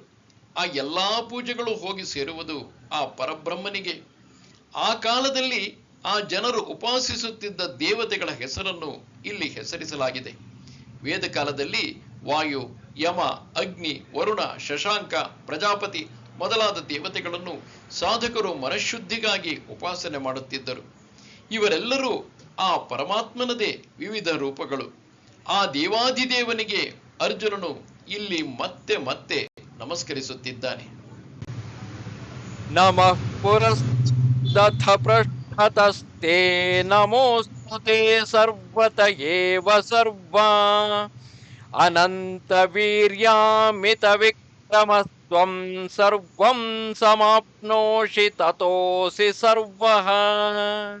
ಹೇ ವಿಶ್ವರೂಪ, ನಿನಗೆ ಮುಂದಿನಿಂದ ನಮಸ್ಕಾರ, ಹಿಂದಿನಿಂದ ನಮಸ್ಕಾರ, ಎಲ್ಲಾ ಕಡೆಗಳಿಂದಲೂ ನಮಸ್ಕಾರ. ನೀನು ಅಪರಿಮಿತ ಶಕ್ತಿ ಸಾಮರ್ಥ್ಯವುಳ್ಳವನು, ಎಲ್ಲವನ್ನೂ ವ್ಯಾಪಿಸಿರುವವನು ನೀನು. ಪರಮಾತ್ಮನು ಒಳಗೆ ಹೊರಗೆ, ಎಡಕ್ಕೆ ಬಲಕ್ಕೆ, ಮುಂದೆ ಹಿಂದೆ ಮತ್ತು ಮೇಲೆ ಕೆಳಗೆ ಎಲ್ಲಾ ಕಡೆಯೂ ವ್ಯಾಪಿಸಿರುವನು. ಇದು ಅರ್ಜುನನಿಗೆ ಮಾತ್ರ ಹೊಸ ಅನುಭವವಷ್ಟೇ. ಆದರೆ ಎಲ್ಲಾ ಉಪನಿಷತ್ ಋಷಿಗಳ ಅನುಭವ ಇದೇ ಆಗಿತ್ತು. ಪರಮಾತ್ಮನು ಆಕಾಶದಂತೆ ಸರ್ವಗತನು ಮಾತ್ರವಲ್ಲ, ಅನಂತ ಶಕ್ತಿ ಸಾಮರ್ಥ್ಯಗಳ ಆಗರನು. ನಮ್ಮೆಲ್ಲರಲ್ಲೂ ಇರುವ ಒಟ್ಟು ಶಕ್ತಿ ಸಾಮರ್ಥ್ಯಗಳು ಅವನಿಗೆ ಸೇರಿದವು. ಎಲ್ಲವನ್ನೂ ವ್ಯಾಪಿಸಿ ಅವನೇ ಇರುವುದು. ಇದೀಗ ಅರ್ಜುನನಿಗೆ ಕೃಷ್ಣನ ಮಹಿಮೆಯನ್ನು ತಾನು ಅರಿಯದೇ ಮಾಡಿದ ತಪ್ಪುಗಳ ನೆನಪಾಗುತ್ತದೆ. ಆದುದರಿಂದ ಅವನು ಶ್ರೀಕೃಷ್ಣನಲ್ಲಿ ಕ್ಷಮೆ ಕೇಳಿಕೊಳ್ಳುತ್ತಾನೆ. ಸಖೇತಿ ಮತ್ವಾ ಪ್ರಸಭಂ ಯದುಕ್ತಂ ಹೇ ಕೃಷ್ಣ ಹೇ ಯಾದವ ಹೇ ಸಖೇತಿ ಅಜಾನತಾ ಮಹಿಮಾನಂ ತವೇದಂ ಮಯಾ ಪ್ರಮಾದಾತ್ ಪ್ರಣಯೇನ ವಾಪಿ. ನಿನ್ನ ಮಹಿಮೆಯನ್ನು ತಿಳಿಯದೆ ಸ್ನೇಹದಿಂದಲೇ ಆಗಲಿ ಅಥವಾ ಬಾಯಿ ತಪ್ಪಿಯೋ ಹೇ ಕೃಷ್ಣ, ಹೇ ಯಾದವ, ಹೇ ಗೆಳೆಯ ಎಂದು ಸಲಿಗೆಯಿಂದ ಕರೆದಿದ್ದೇನೆ. ಯಚ್ಚಾಪಹಾಸಾರ್ಥಮಸತ್ಕೃತೋಸಿ ವಿಹಾರಶಯ್ಯಾಸನ ಭೋಜನೇಷು ಏಕೋಥವಾಪ್ಯಚ್ಯುತ ತತ್ಸಮಕ್ಷಂ ತತ್ಕ್ಷಾಮಯೇ ತ್ವಾಮಹಮಪ್ರಮೇಯಂ. ಹೀಗೆ ಆಹಾರ ವಿಹಾರಗಳಲ್ಲಿ, ಆಸನ ಶಯನಗಳಲ್ಲಿ ನಿನ್ನನ್ನು ಅಪಹಾಸ್ಯ ಮಾಡುವಂತೆ ಮಾತಾಡಿದುದಕ್ಕಾಗಿ ಇದೀಗ ಕ್ಷಮಾಪಣೆ ಬೇಡಿಕೊಳ್ಳುತ್ತಿದ್ದೇನೆ. ಸಾಧಕನು ಪರಮಾತ್ಮನ ವಿಭೂತಿಗಳನ್ನು ಮತ್ತು ಮಹಿಮೆಗಳನ್ನು ಅರಿತಾಗ ಅವನ ಮನಸ್ಸು ಹೇಗೆ ಭಾವೋದ್ವೇಗದಿಂದ ತುಂಬಿಬಿಡುವುದು ಎಂಬುದಕ್ಕೆ ಈ 2 ಶ್ಲೋಕಗಳೇ ಸಾಕ್ಷಿ. ಅರ್ಜುನ ಇಲ್ಲಿಯ ತನಕ ಪರಮಾತ್ಮ ಕೃಷ್ಣನನ್ನು ಯಾದವ ಕುಲದ ಗೋಪಾಲನೆಂದೇ ತಿಳಿದಿದ್ದುದು. ಹೆಚ್ಚೆಂದರೆ ತನ್ನ ಗೆಳೆಯನಾಗಿ ಮತ್ತು ಭಾವನಾಗಿ ಅವನನ್ನು ಕಂಡದ್ದು. ಆದರೆ ಇದೀಗ ಶ್ರೀಕೃಷ್ಣನನ್ನು ಇಡೀ ಜಗತ್ತಿಗೆ ಕಾರಣನೆಂದು, ಪರಬ್ರಹ್ಮನೆಂದು ತಿಳಿದಾಗ ಅವನ ಹೃದಯವು ಭಕ್ತಿ ಮತ್ತು ಶ್ರದ್ಧೆಗಳಿಂದ ತುಂಬಿ ಬಂದು ಅವನಿಗೆ ಮತ್ತೆ ಮತ್ತೆ ನಮಸ್ಕರಿಸುತ್ತಿದ್ದಾನೆ. ಮಾತ್ರವಲ್ಲದೆ ನಿನ್ನ ಮಹಿಮೆಗಳನ್ನು ತಿಳಿಯದೆ ಅನೇಕ ರೀತಿಯಲ್ಲಿ ನಿನಗೆ ಅಪಹಾಸ್ಯ ಮಾಡಿರುವೆನು, ನೀನು ಅವೆಲ್ಲವನ್ನು ಕ್ಷಮಿಸಿಬಿಡು ಎಂದು ಕೇಳಿಕೊಳ್ಳುತ್ತಾನೆ. ಈ ಶ್ಲೋಕದಲ್ಲಿ ತತ್ವಕ್ಕಿಂತ ಭಾವೋದ್ವೇಗದ ಅಲೆಗಳಿವೆ. ಗೀತೆಯ ಮುಖ್ಯ ಉದ್ದೇಶವೇ ಉಪನಿಷತ್ತಿನ ತತ್ವಗಳನ್ನು ನಿತ್ಯ ಜೀವನಕ್ಕೆ ತರುವುದು.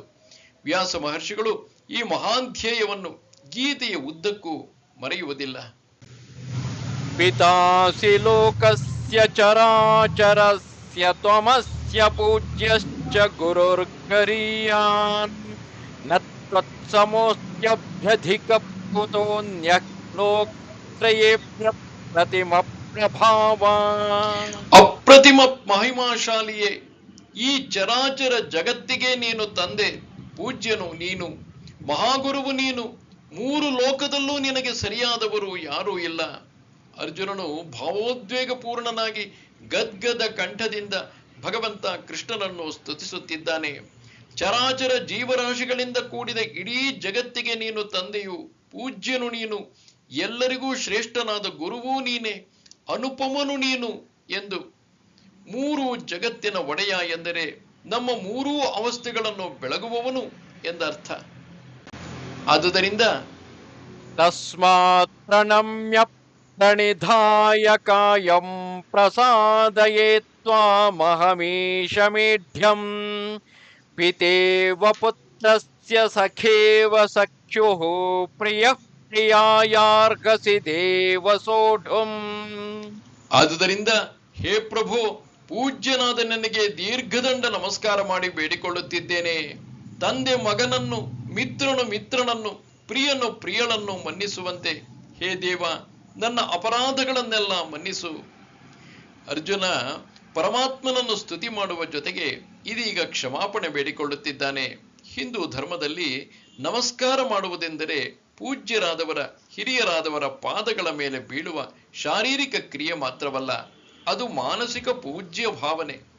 ಅಹಂಕಾರವನ್ನು ಪೂಜ್ಯರ ಚರಣಗಳಲ್ಲಿ ಸಂಪೂರ್ಣವಾಗಿ ಸಮರ್ಪಿಸುವುದೇ ನಮಸ್ಕಾರದ ನಿಜವಾದ ಅರ್ಥ. ಆ ಮೂಲಕ ನಮಗೆ ನಮ್ಮ ಅಹಂಕಾರವನ್ನು ಬಿಟ್ಟು ಮೇಲೆದ್ದು ಬರಲು ಸಾಧ್ಯವಾಗುವುದು. ನಮಸ್ಕಾರದ ಮೂಲಕ ನಾವು ಪರಮಾತ್ಮನ ಚರಣಗಳಲ್ಲಿ ನಮ್ಮ ಮನಸ್ಸಿನ ವಾಸನೆಗಳೆಲ್ಲವನ್ನು ಅರ್ಪಿಸಿ ಬಿಡಬೇಕು. ಆಗ ಮನಸ್ಸು ಶುದ್ಧವಾಗಿ ಆತ್ಮನ ದರ್ಶನವಾಗುವುದು. ಇಲ್ಲಿ ಅರ್ಜುನನು ದೈನ್ಯದಿಂದ ಪರಮಾತ್ಮನ ಚರಣಗಳಿಗೆ ಮತ್ತೆ ಮತ್ತೆ ಎರಗಿ, ಹೇ ಪ್ರಭು, ಒಬ್ಬ ತಂದೆ ಮಗನನ್ನು, ಒಬ್ಬ ಮಿತ್ರ ತನ್ನ ಮಿತ್ರನನ್ನು, ಗೆಳೆಯನನ್ನು, ಒಬ್ಬ ಪತಿಯು ತನ್ನ ಪತ್ನಿಯನ್ನು ಕ್ಷಮಿಸುವಂತೆ ನನ್ನ ಅಪರಾಧಗಳನ್ನೆಲ್ಲ ಮನ್ನಿಸು ಎಂದು ಬೇಡಿಕೊಳ್ಳುತ್ತಾನೆ.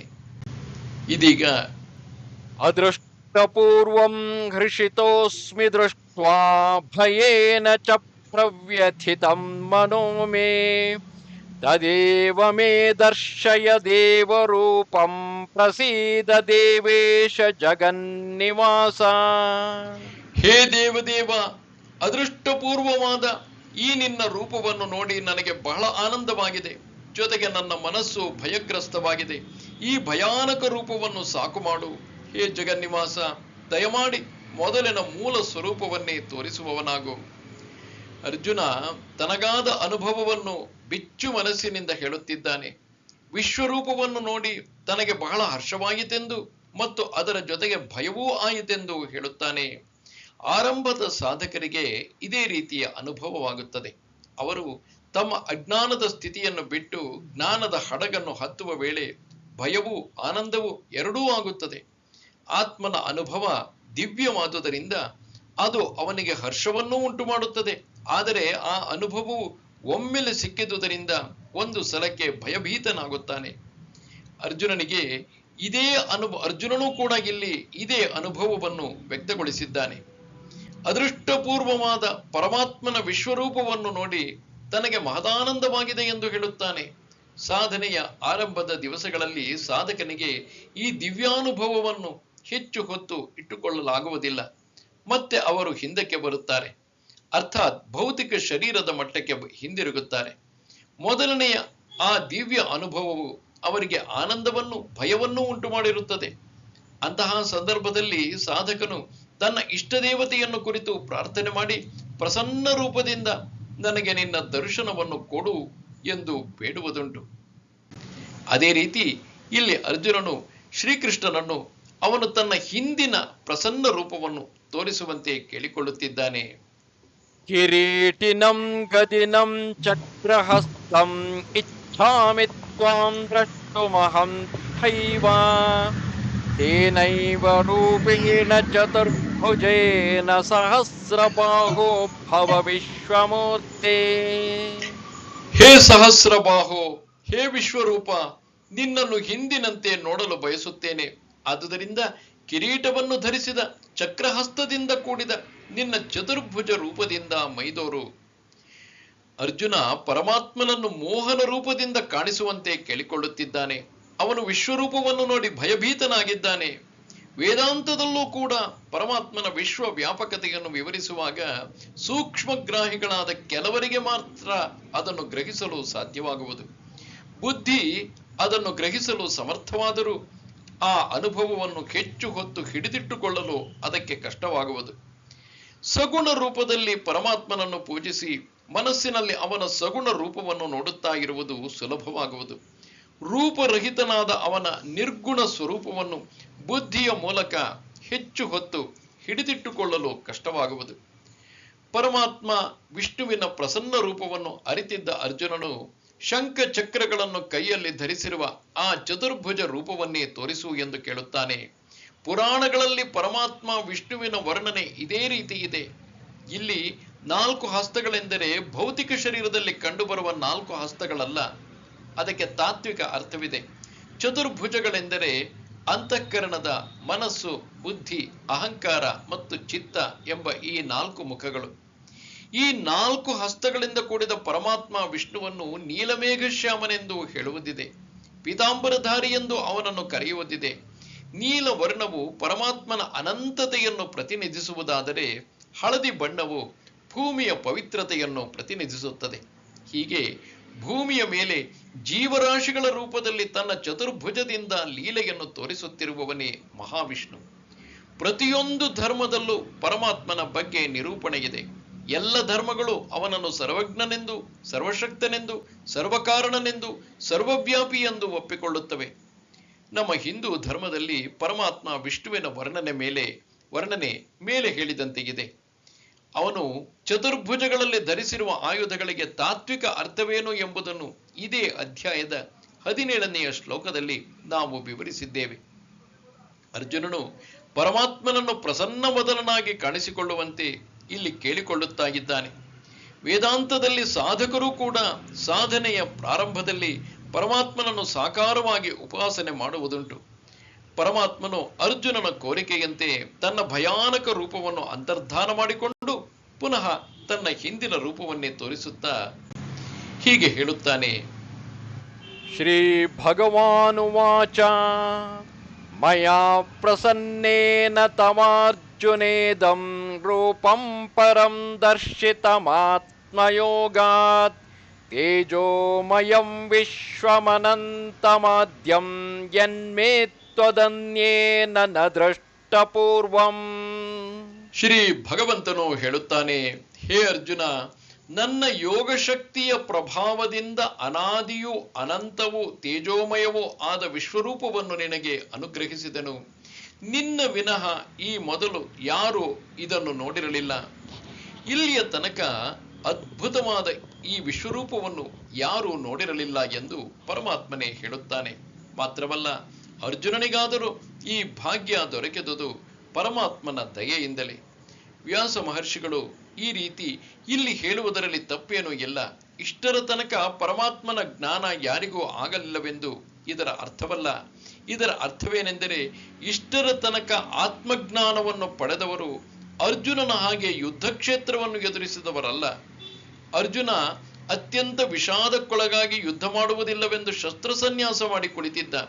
ಅವನಿಗೆ ಸಾರಥಿಯಾಗಿದ್ದ ಕೃಷ್ಣ ಪರಮಾತ್ಮನು ಸರಿಯಾದ ಜ್ಞಾನವನ್ನು ಕೊಡುವ ಸಲುವಾಗಿ ಆತ್ಮಜ್ಞಾನವನ್ನು ಅನುಗ್ರಹಿಸಿದ್ದಾಯಿತು. ಈ ದಿವ್ಯ ದೃಷ್ಟಿಯನ್ನು ಪಡೆದ ಅರ್ಜುನನು ಪರಮಾತ್ಮನ ವಿಶ್ವರೂಪವನ್ನು ನೋಡುತ್ತಾನೆ. ಪರಮಾತ್ಮ ಕೃಷ್ಣನ ದಯೆಯಿಂದಲೇ ಇದು ಸಾಧ್ಯವಾಗಿರುವುದು. ಇನ್ನು ಮುಂದೆ ವಿಶ್ವರೂಪ ದರ್ಶನವು ಎಷ್ಟು ದುರ್ಲಭವಾದುದು ಎಂಬುದನ್ನು ಪರಮಾತ್ಮ ಹೇಳುತ್ತಾನೆ. ನ ವೇದಯಜ್ಞಾಧ್ಯಯನೈರ್ನ ದಾನೈಃ ನ ಚಕ್ರಿಯಾಭಿರ್ನ ತಪೋಭಿರುಗ್ರೈಃ ಏವಂ ರೂಪಶ್ಶಕ್ಯ ಅಹಂ ನೃಲೋಕೆ ದ್ರಷ್ಟುಂ ತ್ವದನ್ಯೇನ ಕುರು ಪ್ರವೀರ. ಎಲೈ ಕುರುವೀರ, ವೇದಾಧ್ಯಯನಗಳಿಂದಲೂ ಯಜ್ಞಯಾಗಾದಿಗಳಿಂದಲೂ ಉಗ್ರ ತಪಸ್ಸಿನಿಂದಲೂ ನನ್ನ ಈ ರೂಪವನ್ನು ನೋಡಲು ಸಾಧ್ಯವಿಲ್ಲ. ಅರ್ಜುನನ ಬೆನ್ನು ತಟ್ಟುತ್ತಾ ನೀನೇ ಭಾಗ್ಯವಂತ ಎಂದು ಪರಮಾತ್ಮನು ಹೇಳುತ್ತಾನೆ. ಏಕೆಂದರೆ ವೇದಾಧ್ಯಯನಗಳನ್ನು ಮಾಡಿದವರು, ಯಜ್ಞಯಾಗಾದಿಗಳನ್ನು ಮಾಡಿದವರು, ಉಗ್ರ ತಪಸ್ಸನ್ನು ಕೈಗೊಂಡವರು ಯಾರೂ ಕೂಡ ಇಂದಿನ ತನಕ ಈ ಅದ್ಭುತವಾದ ವಿಶ್ವರೂಪವನ್ನು ನೋಡಿಲ್ಲ ಎಂದು ಪರಮಾತ್ಮನೇ ಹೇಳುತ್ತಾನೆ. ಇದು ಜ್ಞಾನದಿಂದ ಮಾತ್ರ ಪ್ರಾಪ್ತಿಯಾಗುವುದರಿಂದ ಅಷ್ಟು ದುರ್ಲಭವಾದುದು. ವಿಶ್ವರೂಪವನ್ನು ನೋಡುವ ದಿವ್ಯ ದೃಷ್ಟಿಯು ಪರಮಾತ್ಮನ ಅನುಗ್ರಹದಿಂದ ಮಾತ್ರ ಸಿಗಲು ಸಾಧ್ಯ. ಈ ರೀತಿ ಹೇಳುವ ಮೂಲಕ ಯಜ್ಞಯಾಗಗಳನ್ನು, ದಾನ ಧರ್ಮಗಳನ್ನು ಮತ್ತು ತಪಸ್ಸು ಮೊದಲಾದ ಸಾಧನೆಗಳನ್ನು ಕಡೆಗಣಿಸಿದ್ದಾನೆ ಎಂದರ್ಥವಲ್ಲ. ಅವೆಲ್ಲವೂ ಬೇಕು, ಆದರೆ ಅವಷ್ಟೇ ಸಾಲದು. ಆತ್ಮಜ್ಞಾನವೇ ಅತ್ಯಂತ ಶ್ರೇಷ್ಠವಾದುದು ಎಂಬುದನ್ನು ಭಗವಂತನು ಇಲ್ಲಿ ತಿಳಿಯಪಡಿಸಿದ್ದಾನೆ. ಇಷ್ಟು ಹೇಳುತ್ತಾ ಅರ್ಜುನನನ್ನು ಸಂತೈಸುತ್ತಾ ತನ್ನ ಮುಂಚಿನ ರೂಪವನ್ನು ಧರಿಸುತ್ತಾನೆ. ಮಾತೇ ವ್ಯಥಾಮಾ ಚ ವಿಮೂಢ ಭಾವಃ ದೃಷ್ಟ್ವಾ ರೂಪಂ ಘೋರಮೇದ್ರಂಗ್ಮಮೇದಂ ವ್ಯಪೇತಭಿಃ ಪ್ರೀತಮನಃ ಪುನಸ್ತ್ವಂ ತದೇವ ಮೇ ರೂಪಮಿದಂ ಪ್ರಪಶ್ಯ. ಈ ನನ್ನ ಉಗ್ರ ರೂಪವನ್ನು ನೋಡಿ ನೀನು ಹೆದರುವ ಕಾರಣವಿಲ್ಲ. ನಿರ್ಭಯನಾಗು, ಶಾಂತ ಚಿತ್ತನಾಗಿ ನನ್ನ ಹಿಂದಿನ ರೂಪವನ್ನೇ ನೋಡುವವನಾಗು. ವ್ಯಾಸರ ನಾಟಕೀಯ ದೃಷ್ಟಿ ಎದ್ದು ಕಾಣುತ್ತದೆ. ಅರ್ಜುನ ಭಯಗ್ರಸ್ತನಾಗಿರುವುದನ್ನು ವರ್ಣಿಸಿದ ವ್ಯಾಸರು ಇದೀಗ ಪರಮಾತ್ಮನು ಅಭಯ ಪ್ರದಾನ ಮಾಡುವುದನ್ನು ವರ್ಣಿಸುತ್ತಿದ್ದಾರೆ. ಕೃಷ್ಣ ತನ್ನ ಗೆಳೆಯನಾದ ಅರ್ಜುನನನ್ನು ಬೆನ್ನು ತಟ್ಟಿ ಸಂತೈಸುತ್ತಾ, ನನ್ನ ಭಯಾನಕವಾದ ರೂಪವನ್ನು ನೋಡಿ ನೀನು ಹೆದರಿದ್ದೀಯೇ, ಹೆದರಿಕೆಯನ್ನು ಬಿಟ್ಟು ಬಿಡು, ನಿನಗೆ ನನ್ನ ಮೋಹನ ರೂಪವನ್ನೇ ತೋರಿಸುತ್ತೇನೆ ಎಂದು ಹೇಳುತ್ತಾನೆ. ಈ ವಾಕ್ಯದ ಮೂಲಕ ಪರಮಾತ್ಮನು ಅರ್ಜುನನಿಗೆ ಮಹಾವಾಕ್ಯ ಉಪದೇಶ ಕೊಟ್ಟಂತೆ, ಮಾನುಷ ವೇಷಧಾರಿಯಾಗಿ ಸಾಮಾನ್ಯ ರೂಪದಲ್ಲಿ ಕಂಡುಬಂದ ನಾನೇ ವಿಶ್ವವ್ಯಾಪಕನಾಗಿ ಇರುವ ಪರಬ್ರಹ್ಮ ಶಕ್ತಿ ಎಂಬುದನ್ನು ಅರ್ಜುನನಿಗೆ ತೋರಿಸಿಕೊಟ್ಟಂತಾಯಿತು. ಪಿಂಡ ರೂಪದಲ್ಲಿ ಕೃಷ್ಣ ವೇಷಧಾರಿಯಾಗಿ ಇರುವ ಆತ್ಮನೇ ಸಕಲ ಬ್ರಹ್ಮಾಂಡವನ್ನು ವ್ಯಾಪಿಸಿರುವ ಪರಬ್ರಹ್ಮ ಎಂಬುದನ್ನು ತೋರಿಸಿಕೊಟ್ಟ ಹಾಗಾಯಿತು. ಪಿಂಡ ರೂಪದಲ್ಲಿ ಕೃಷ್ಣ ವೇಷಧಾರಿಯಾಗಿ ಇರುವ ಆತ್ಮನೇ ಸಕಲ ಬ್ರಹ್ಮಾಂಡವನ್ನು ವ್ಯಾಪಿಸಿರುವ ಪರಬ್ರಹ್ಮ ಎಂಬುದನ್ನು ತೋರಿಸಿಕೊಟ್ಟ ಹಾಗಾಯಿತು. ವಿಶಾಲವಾಗಿ ಭಯಾನಕವಾಗಿ ಇರುವ ಸಮುದ್ರವೇ ಸುಂದರವಾಗಿ ಸಣ್ಣ ರೂಪದಲ್ಲಿ ಕಾಣುವ ಅಲೆ. ಈಗ ಪುನಃ ದೃಶ್ಯ ಬದಲಾಗುತ್ತದೆ. ಕುರುಕ್ಷೇತ್ರ ಯುದ್ಧಭೂಮಿಯಿಂದ ಹಸ್ತಿನಾಪುರದ ಅರಮನೆಗೆ ನಮ್ಮ ಮನಸ್ಸನ್ನು ತೆಗೆದುಕೊಂಡು ಹೋಗುತ್ತಾರೆ. ವ್ಯಾಸರು ಸಂಜಯನು ಹೇಳುತ್ತಿರುವನು ಧೃತರಾಷ್ಟ್ರ ಮಹಾರಾಜನಿಗೆ. ಸಂಜಯ ಉವಾಚ ಇತ್ಯರ್ಜುನಂ ವಾಸುದೇವಸ್ತಥೋಕ್ತ್ವಾ ಸ್ವಕಂ ರೂಪಂ ದರ್ಶಯಮಾಸ ಭೂಯಃ ಆಶ್ವಾಸಯಾಮಾಸ ಚ ಭೀತಮೇನಂ ಭೂತ್ವಾ ಪುನಃ ಸೌಮ್ಯ ವಪುರ್ಮಹಾತ್ಮ. ಸಂಜಯನು ಹೀಗೆಂದನು, ಮಹಾರಾಜ, ವಾಸುದೇವನು ಅರ್ಜುನನಿಗೆ ಈ ವಿಧವಾಗಿ ಹೇಳಿ ತನ್ನ ಮೊದಲಿನ ಶಾಂತ ರೂಪವನ್ನು ತೋರಿಸಿ ನಿರ್ಭಯನಾಗು ಎಂದು ಹೇಳಿದನು. ಅಂಧರಾಜನಾದ ಧೃತರಾಷ್ಟ್ರನಿಗೆ ಸಂಜಯನು ತನ್ನ ವರದಿಯನ್ನು ಒಪ್ಪಿಸುತ್ತಿದ್ದಾನೆ. ವಸುದೇವನ ಮನೆಯಲ್ಲಿ ಹುಟ್ಟುವಾಗ ಯಾವ ರೂಪವಿದ್ದಿತೋ ಅದೇ ರೂಪವನ್ನು ಮತ್ತೆ ಧರಿಸಿದನು ಎಂದು ವರದಿಯನ್ನು ಒಪ್ಪಿಸುತ್ತಾನೆ. ಮನಮೋಹನ ರೂಪದಿಂದ ಅವನು ಕಾಣಿಸಿಕೊಂಡನು ಎಂದು ಹೇಳುತ್ತಾನೆ. ಮಾತ್ರವಲ್ಲ, ಅರ್ಜುನನಿಗೆ ಹೆದರಬೇಡ ಎಂದು ಅಭಯ ಪ್ರದಾನವನ್ನು ಮಾಡುತ್ತಾನೆ ಎಂದು ಹೇಳುತ್ತಾನೆ. ಸಂಜಯನು ಈ ರೀತಿ ಹೇಳುವುದರಲ್ಲಿ ಬಹಳ ಗೂಢಾರ್ಥವಿದೆ. ಆದರೆ ಅಂಧರಾಜನಿಗೆ ಅದು ತಿಳಿದರೆ ತಾನೆ. ದೃಶ್ಯ ಪುನಃ ಬದಲಾಗುತ್ತದೆ. ಅರಮನೆಯಿಂದ ನಮ್ಮ ದೃಷ್ಟಿಯನ್ನು ಯುದ್ಧಭೂಮಿಗೆ ಪುನಃ ತೆಗೆದುಕೊಂಡು ಹೋಗಲಾಗಿದೆ. ಅರ್ಜುನ ಹೇಳುತ್ತಿರುವನು. ಅರ್ಜುನ ಉವಾಚ ದೃಷ್ಟ್ವೇದಂ ಮಾನುಷಂ ರೂಪಂ ತವ ಸೌಮ್ಯಂ ಜನಾರ್ದನ ಇದಾನೀಮಸ್ಮಿ ಸಂವೃತ್ತಃ ಸಚೇತಃ ಪ್ರಕೃತಿಂ ಗತಃ. ಅರ್ಜುನನು ಹೇಳಿದನು, ಹೇ ಜನಾರ್ದನ, ನಿನ್ನ ಈ ಸೌಮ್ಯವಾದ ಮಾನುಷ ರೂಪವನ್ನು ನೋಡಿ ಶಾಂತನಾದೆ, ಚಿತ್ತವು ಸ್ಥಿರವಾಯಿತು. ಪರಮಾತ್ಮನ ಸುಮನೋಹರವಾದ ರೂಪವನ್ನು ನೋಡಿ ಅರ್ಜುನನಿಗೆ ಹೋದ ಜೀವ ಮರಳಿ ಬಂದಂತಾಯಿತು. ಅವನ ಭಯಗ್ರಸ್ತ ಮನಸ್ಸು ಪ್ರಶಾಂತವಾಯಿತು. ಅರ್ಜುನನಿಗೆ ವಿಶ್ವರೂಪವು ಇಷ್ಟು ಭಯಾನಕವಾಗಿರುತ್ತದೆಂದು ತಿಳಿದಿರಲಿಲ್ಲ. ಅರ್ಜುನನಂತಹ ಅಪಕ್ವ ಸಾಧಕರಿಗೆ ಇದೇ ರೀತಿ ಆಗುವುದು ಖಂಡಿತ. ಆ ವಿಚಿತ್ರ ಅನುಭವ ಮುಗಿದ ಮೇಲೆ ಇದೀಗ ಅವನ ಮನಸ್ಸು ತನ್ನ ಸ್ವಾಭಾವಿಕ ಸ್ಥಿತಿಗೆ ಹಿಂದಿರುಗಿತು. ಈ ರೀತಿಯ ದುರ್ಲಭವಾದ ವಿಶ್ವರೂಪವನ್ನು ನೋಡಬೇಕಾದರೆ ಸಾಧಾರಣವಾಗಿ ಸಾಧ್ಯವಿಲ್ಲ. ಆಗಲೇ ಭಗವಂತನು ಹೇಳಿದ, ವೇದಾಧ್ಯಯನ ಯಜ್ಞಯಾಗಾದಿಗಳನ್ನು ಮಾಡುವುದರಿಂದಲೂ ತಪಸ್ಸಿನಿಂದಲೂ ಇದು ಸಾಧ್ಯವಿಲ್ಲ ಎಂದು. ಹಾಗಿದ್ದರೆ ಅಂತಹ ದುರ್ಲಭವಾದ ವಿಶ್ವರೂಪವನ್ನು ನೋಡಬೇಕಾದರೆ ಯಾವ ಸಾಧನೆಯನ್ನು ಮಾಡಿದರೆ ಸಾಧ್ಯವಾಗುವುದು ಎಂಬುದನ್ನು ಇಲ್ಲಿ ಪರಮಾತ್ಮನೇ ಹೇಳುತ್ತಿದ್ದಾನೆ. ಶ್ರೀ ಭಗವಾನುವಾಚ ಸುದುರ್ದರ್ಶಮಿದಂ ರೂಪಂ ದೃಷ್ಟವಾನಸಿ ಯನ್ಮನಾ ದೇವಾ ಅಪ್ಯಸ್ಯ ರೂಪಸ್ಯ ನಿತ್ಯಂ ದರ್ಶನಕಾಂಕ್ಷಿಣಃ. ಶ್ರೀ ಭಗವಂತನು ಹೇಳುತ್ತಾನೆ, ನೀನು ಕಂಡ ಈ ವಿಶ್ವರೂಪವು ಯಾರಿಗೂ ಸುಲಭವಾಗಿ ದೊರಕುವುದಿಲ್ಲ. ಈ ರೂಪ ದರ್ಶನಕ್ಕಾಗಿ ದೇವತೆಗಳು ನಿತ್ಯವೂ ಹಾತೊರೆಯುತ್ತಿರುತ್ತಾರೆ. ನಾಹಂ ವೇದೈರ್ನ ತಪಸಾ ನ ದಾನೇನ ನ ಚೇಜ್ಯಯ ಶಕ್ಯ ಏವಂ ವಿಧೋ ದ್ರಷ್ಟುಂ ದೃಷ್ಟವಾನಸಿ ಮಾಯಥಾ. ಈ ನನ್ನ ರೂಪವನ್ನು ವೇದಗಳ ಅಧ್ಯಯನದಿಂದ, ದಾನ ಧರ್ಮಗಳನ್ನು ಮಾಡುವುದರಿಂದ, ಯಜ್ಞಯಾಗಾದಿಗಳಿಂದ ಅಥವಾ ತಪಸ್ಸಿನಿಂದ ನೋಡಲು ಸಾಧ್ಯವಿಲ್ಲ. ವಿಶ್ವರೂಪ ದರ್ಶನವು ಬಹಳ ದುರ್ಲಭವಾದುದು ಎಂದು ಪುನಃ ಇಲ್ಲಿ ಪರಮಾತ್ಮನು ಹೇಳುತ್ತಿದ್ದಾನೆ. ದೇವತೆಗಳೂ ಕೂಡ ಈ ರೂಪವನ್ನು ನೋಡಬೇಕೆಂದು ಬಯಸುತ್ತಿದ್ದಾರೆ ಎಂದು ಪರಮಾತ್ಮನು ಹೇಳುತ್ತಿದ್ದಾನೆ. ಇದೇ ಅಧ್ಯಾಯದ 47ನೇ ಶ್ಲೋಕದಲ್ಲಿ ಪರಮಾತ್ಮನೇ ಹೇಳಿದಂತೆ ಅವನ ಅನುಗ್ರಹದಿಂದಲೇ ಇದು ಅರ್ಜುನನಿಗೆ ಲಭ್ಯವಾಯಿತು. ಹೀಗೆ ಪರಮಾತ್ಮನು ಕೆಲವರನ್ನು ಮಾತ್ರ ಅನುಗ್ರಹಿಸುವುದು ಏಕೆ? ಕೆಲವರಿಗೆ ಮಾತ್ರ ಅವನು ತನ್ನ ರೂಪವನ್ನು ತೋರಿಸುತ್ತಾನೆ, ಇನ್ನು ಕೆಲವರಿಗೆ ತೋರಿಸುವುದಿಲ್ಲ. ಹೀಗೆ ಪರಮಾತ್ಮನೂ ತಾರತಮ್ಯ ಮಾಡುತ್ತಾನೆ ಏಕೆ ಎಂದರೆ ಅದಕ್ಕೆ ಉತ್ತರ ಮುಂದಿನ ಶ್ಲೋಕದಲ್ಲಿದೆ. ಭಕ್ತ್ಯಾ ತ್ವನನ್ಯಯಾ ಶಕ್ಯ ಅಹಮೇವಂ ವಿಧೋರ್ಜುನ ಜ್ಞಾತುಂ ದ್ರಷ್ಟುಂಚ ತತ್ವೇನ ಪ್ರವೇಷ್ಟುಂಚ ಪರಂತಪ. ಅರ್ಜುನ, ಕೇವಲ ಅನನ್ಯ ಭಕ್ತಿಯಿಂದ ಮಾತ್ರ ನನ್ನನ್ನು ಈ ರೀತಿ ನೋಡಲು ಮತ್ತು ನನ್ನನ್ನು ಸೇರಿಕೊಳ್ಳಲು ಸಾಧ್ಯ. ಆಚಾರ್ಯ ಶಂಕರರು ತಮ್ಮ ವಿವೇಕ ಚೂಡಾಮಣಿಯಲ್ಲಿ ಸಾಧನ ಸಾಮಗ್ರಿಗಳಲ್ಲೆಲ್ಲ ಭಕ್ತಿಯೇ ಶ್ರೇಷ್ಠವಾದುದು ಎಂದು ಹೇಳಿದ್ದಾರೆ. ಭಕ್ತಿಯಲ್ಲೂ ಅನನ್ಯ ಭಕ್ತಿಯು ಶ್ರೇಷ್ಠವಾದುದು. ಸಾಧಕನು ತನ್ನ ಅಹಂಕಾರವನ್ನು ಪೂರ್ಣ ರೀತಿಯಲ್ಲಿ ಲಯಗೊಳಿಸಿ ಪರಮಾತ್ಮನಲ್ಲಿ ಐಕ್ಯ ಹೊಂದುವುದನ್ನೇ ಅನನ್ಯ ಭಕ್ತಿ ಎಂದೆನ್ನುವುದು.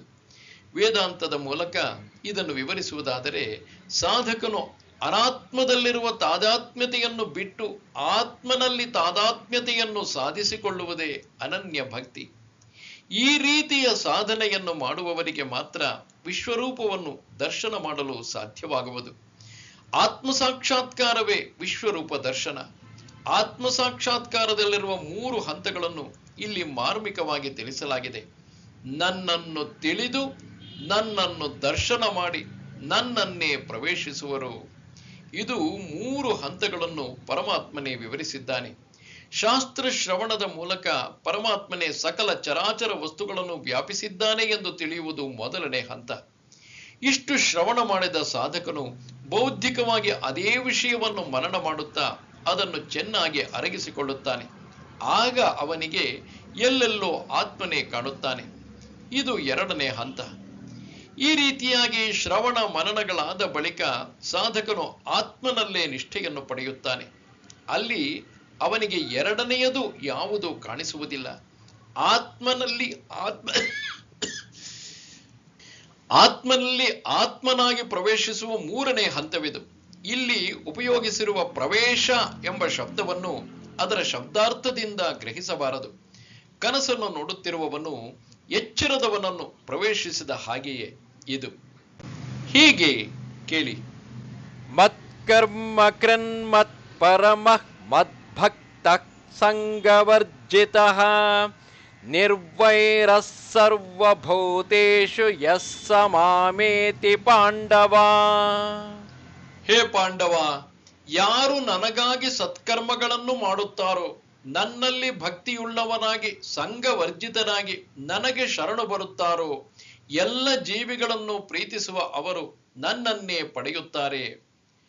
ಭಕ್ತಿಯ ಮೂಲಕ ಯಾರಿಗೂ ಕೂಡ ವಿಶ್ವರೂಪ ದರ್ಶನ ಸಾಧ್ಯ ಎಂದು ಪರಮಾತ್ಮನು ಹೇಳಿದುದನ್ನು ಅರ್ಜುನನು ಕೇಳುವಾಗ ಆ ಅನನ್ಯ ಭಕ್ತಿಯನ್ನು ತಾನೂ ಬೆಳೆಸಿಕೊಳ್ಳಬೇಕು ಎಂದು ಅವನಿಗೆ ಅನ್ನಿಸಿರಬೇಕು. ಈ ಅನನ್ಯ ಭಕ್ತಿಯನ್ನು ಬೆಳೆಸಿಕೊಳ್ಳುವುದು ಹೇಗೆ ಎಂಬುದು ಅವನ ಪ್ರಶ್ನೆಯಾಗಿತ್ತು. ಅರ್ಜುನನ ಮನಸ್ಸನ್ನು ಅರಿತ ಪರಮಾತ್ಮನು ಇಲ್ಲಿ ಸಮರ್ಪಕವಾದ ರೀತಿಯಲ್ಲಿ ಉತ್ತರವನ್ನು ಕೊಡುತ್ತಾನೆ.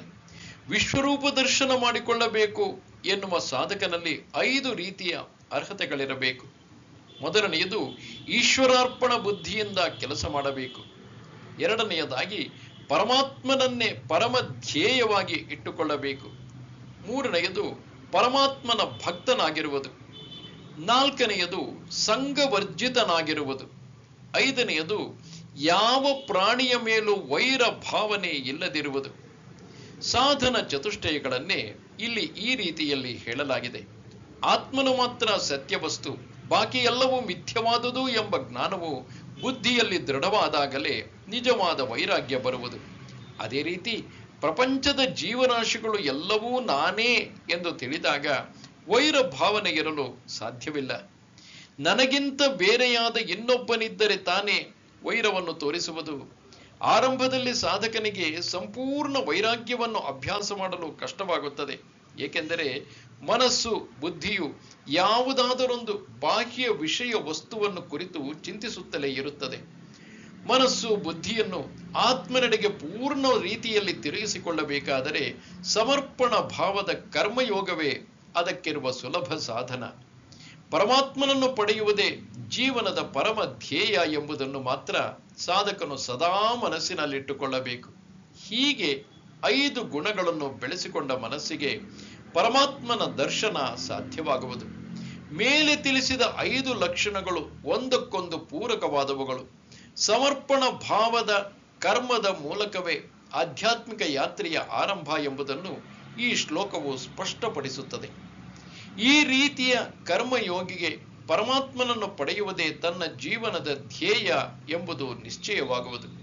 ಅವನ ಭಕ್ತಿಯು ತಾನೇ ತಾನಾಗಿ ದೃಢವಾಗುವುದು. ಅವನ ಮನಸ್ಸು ಬುದ್ಧಿಯು ಪ್ರಾಪಂಚಿಕ ವಿಷಯ ವಸ್ತುಗಳ ಮೇಲಿನ ಸಂಗವನ್ನು ಪೂರ್ಣವಾಗಿ ಬಿಟ್ಟು ಬಿಡುವುದು. ಅವನು ಆತ್ಮನಲ್ಲೇ ನೆಲೆಸುವನು. ಹೀಗೆ ಆತ್ಮನಲ್ಲಿ ನಿಷ್ಠೆಯನ್ನು ಪಡೆದವನಿಗೆ ಎಲ್ಲೆಲ್ಲೋ ಆತ್ಮನೇ ಕಾಣುವುದರಿಂದ ಅವನು ನಿರ್ವೈರನಾಗಿ ಬಿಡುವನು. ಎಲ್ಲ ಜೀವಿಗಳನ್ನು ತನ್ನ ಆತ್ಮನೆಂದೇ ಪ್ರೀತಿಸುವನು. ವಿಶ್ವಪ್ರೇಮವನ್ನು ಎಲ್ಲರಿಗೂ ತಿಳಿಯಪಡಿಸುವುದೇ ಗೀತೆಯ ಮುಖ್ಯ ಧ್ಯೇಯ ಎನ್ನುವುದು ಇಲ್ಲಿ ನಮಗೆ ಮನದಟ್ಟಾಗುವುದು. ಓಂ ತತ್ಸದಿತಿ ಶ್ರೀಮದ್ಭಗವದ್ಗೀತಾಸು ಉಪನಿಷತ್ಸು ಬ್ರಹ್ಮವಿದ್ಯಾಯಾಂ ಯೋಗಶಾಸ್ತ್ರೇ ಶ್ರೀಕೃಷ್ಣಾರ್ಜುನ ಸಂವಾದೇ ವಿಶ್ವರೂಪ ಸಂದರ್ಶನ ಯೋಗೋ ನಾಮ ಏಕಾದಶೋಧ್ಯಾಯಃ. ಇಲ್ಲಿಗೆ ಬ್ರಹ್ಮವಿದ್ಯೆಯನ್ನು ಮತ್ತು ಯೋಗಶಾಸ್ತ್ರವನ್ನು ಒಳಗೊಂಡ ಶ್ರೀಕೃಷ್ಣಾರ್ಜುನರ ಸಂವಾದ ರೂಪದಲ್ಲಿರುವ ಉಪನಿಷತ್ತೆಂಬ ಶ್ರೀಮದ್ ಭಗವದ್ಗೀತೆಯಲ್ಲಿ ವಿಶ್ವರೂಪ ದರ್ಶನ ಯೋಗವೆಂಬ ಹೆಸರಿನ 11ನೆಯ ಅಧ್ಯಾಯವು ಮುಗಿದುದು. ನಮಸ್ತೆ ಶಾರದೆ ದೇವಿ ಕಾಶ್ಮೀರ ಪುರವಾಸಿನಿ ತ್ವಾಮಹಂ ಪ್ರಾರ್ಥೆಗೆ ನಿತ್ಯಂ ವಿದ್ಯಾದಾನಂಚ ದೇಹಿಮೆ. ನಮಸ್ಕಾರ.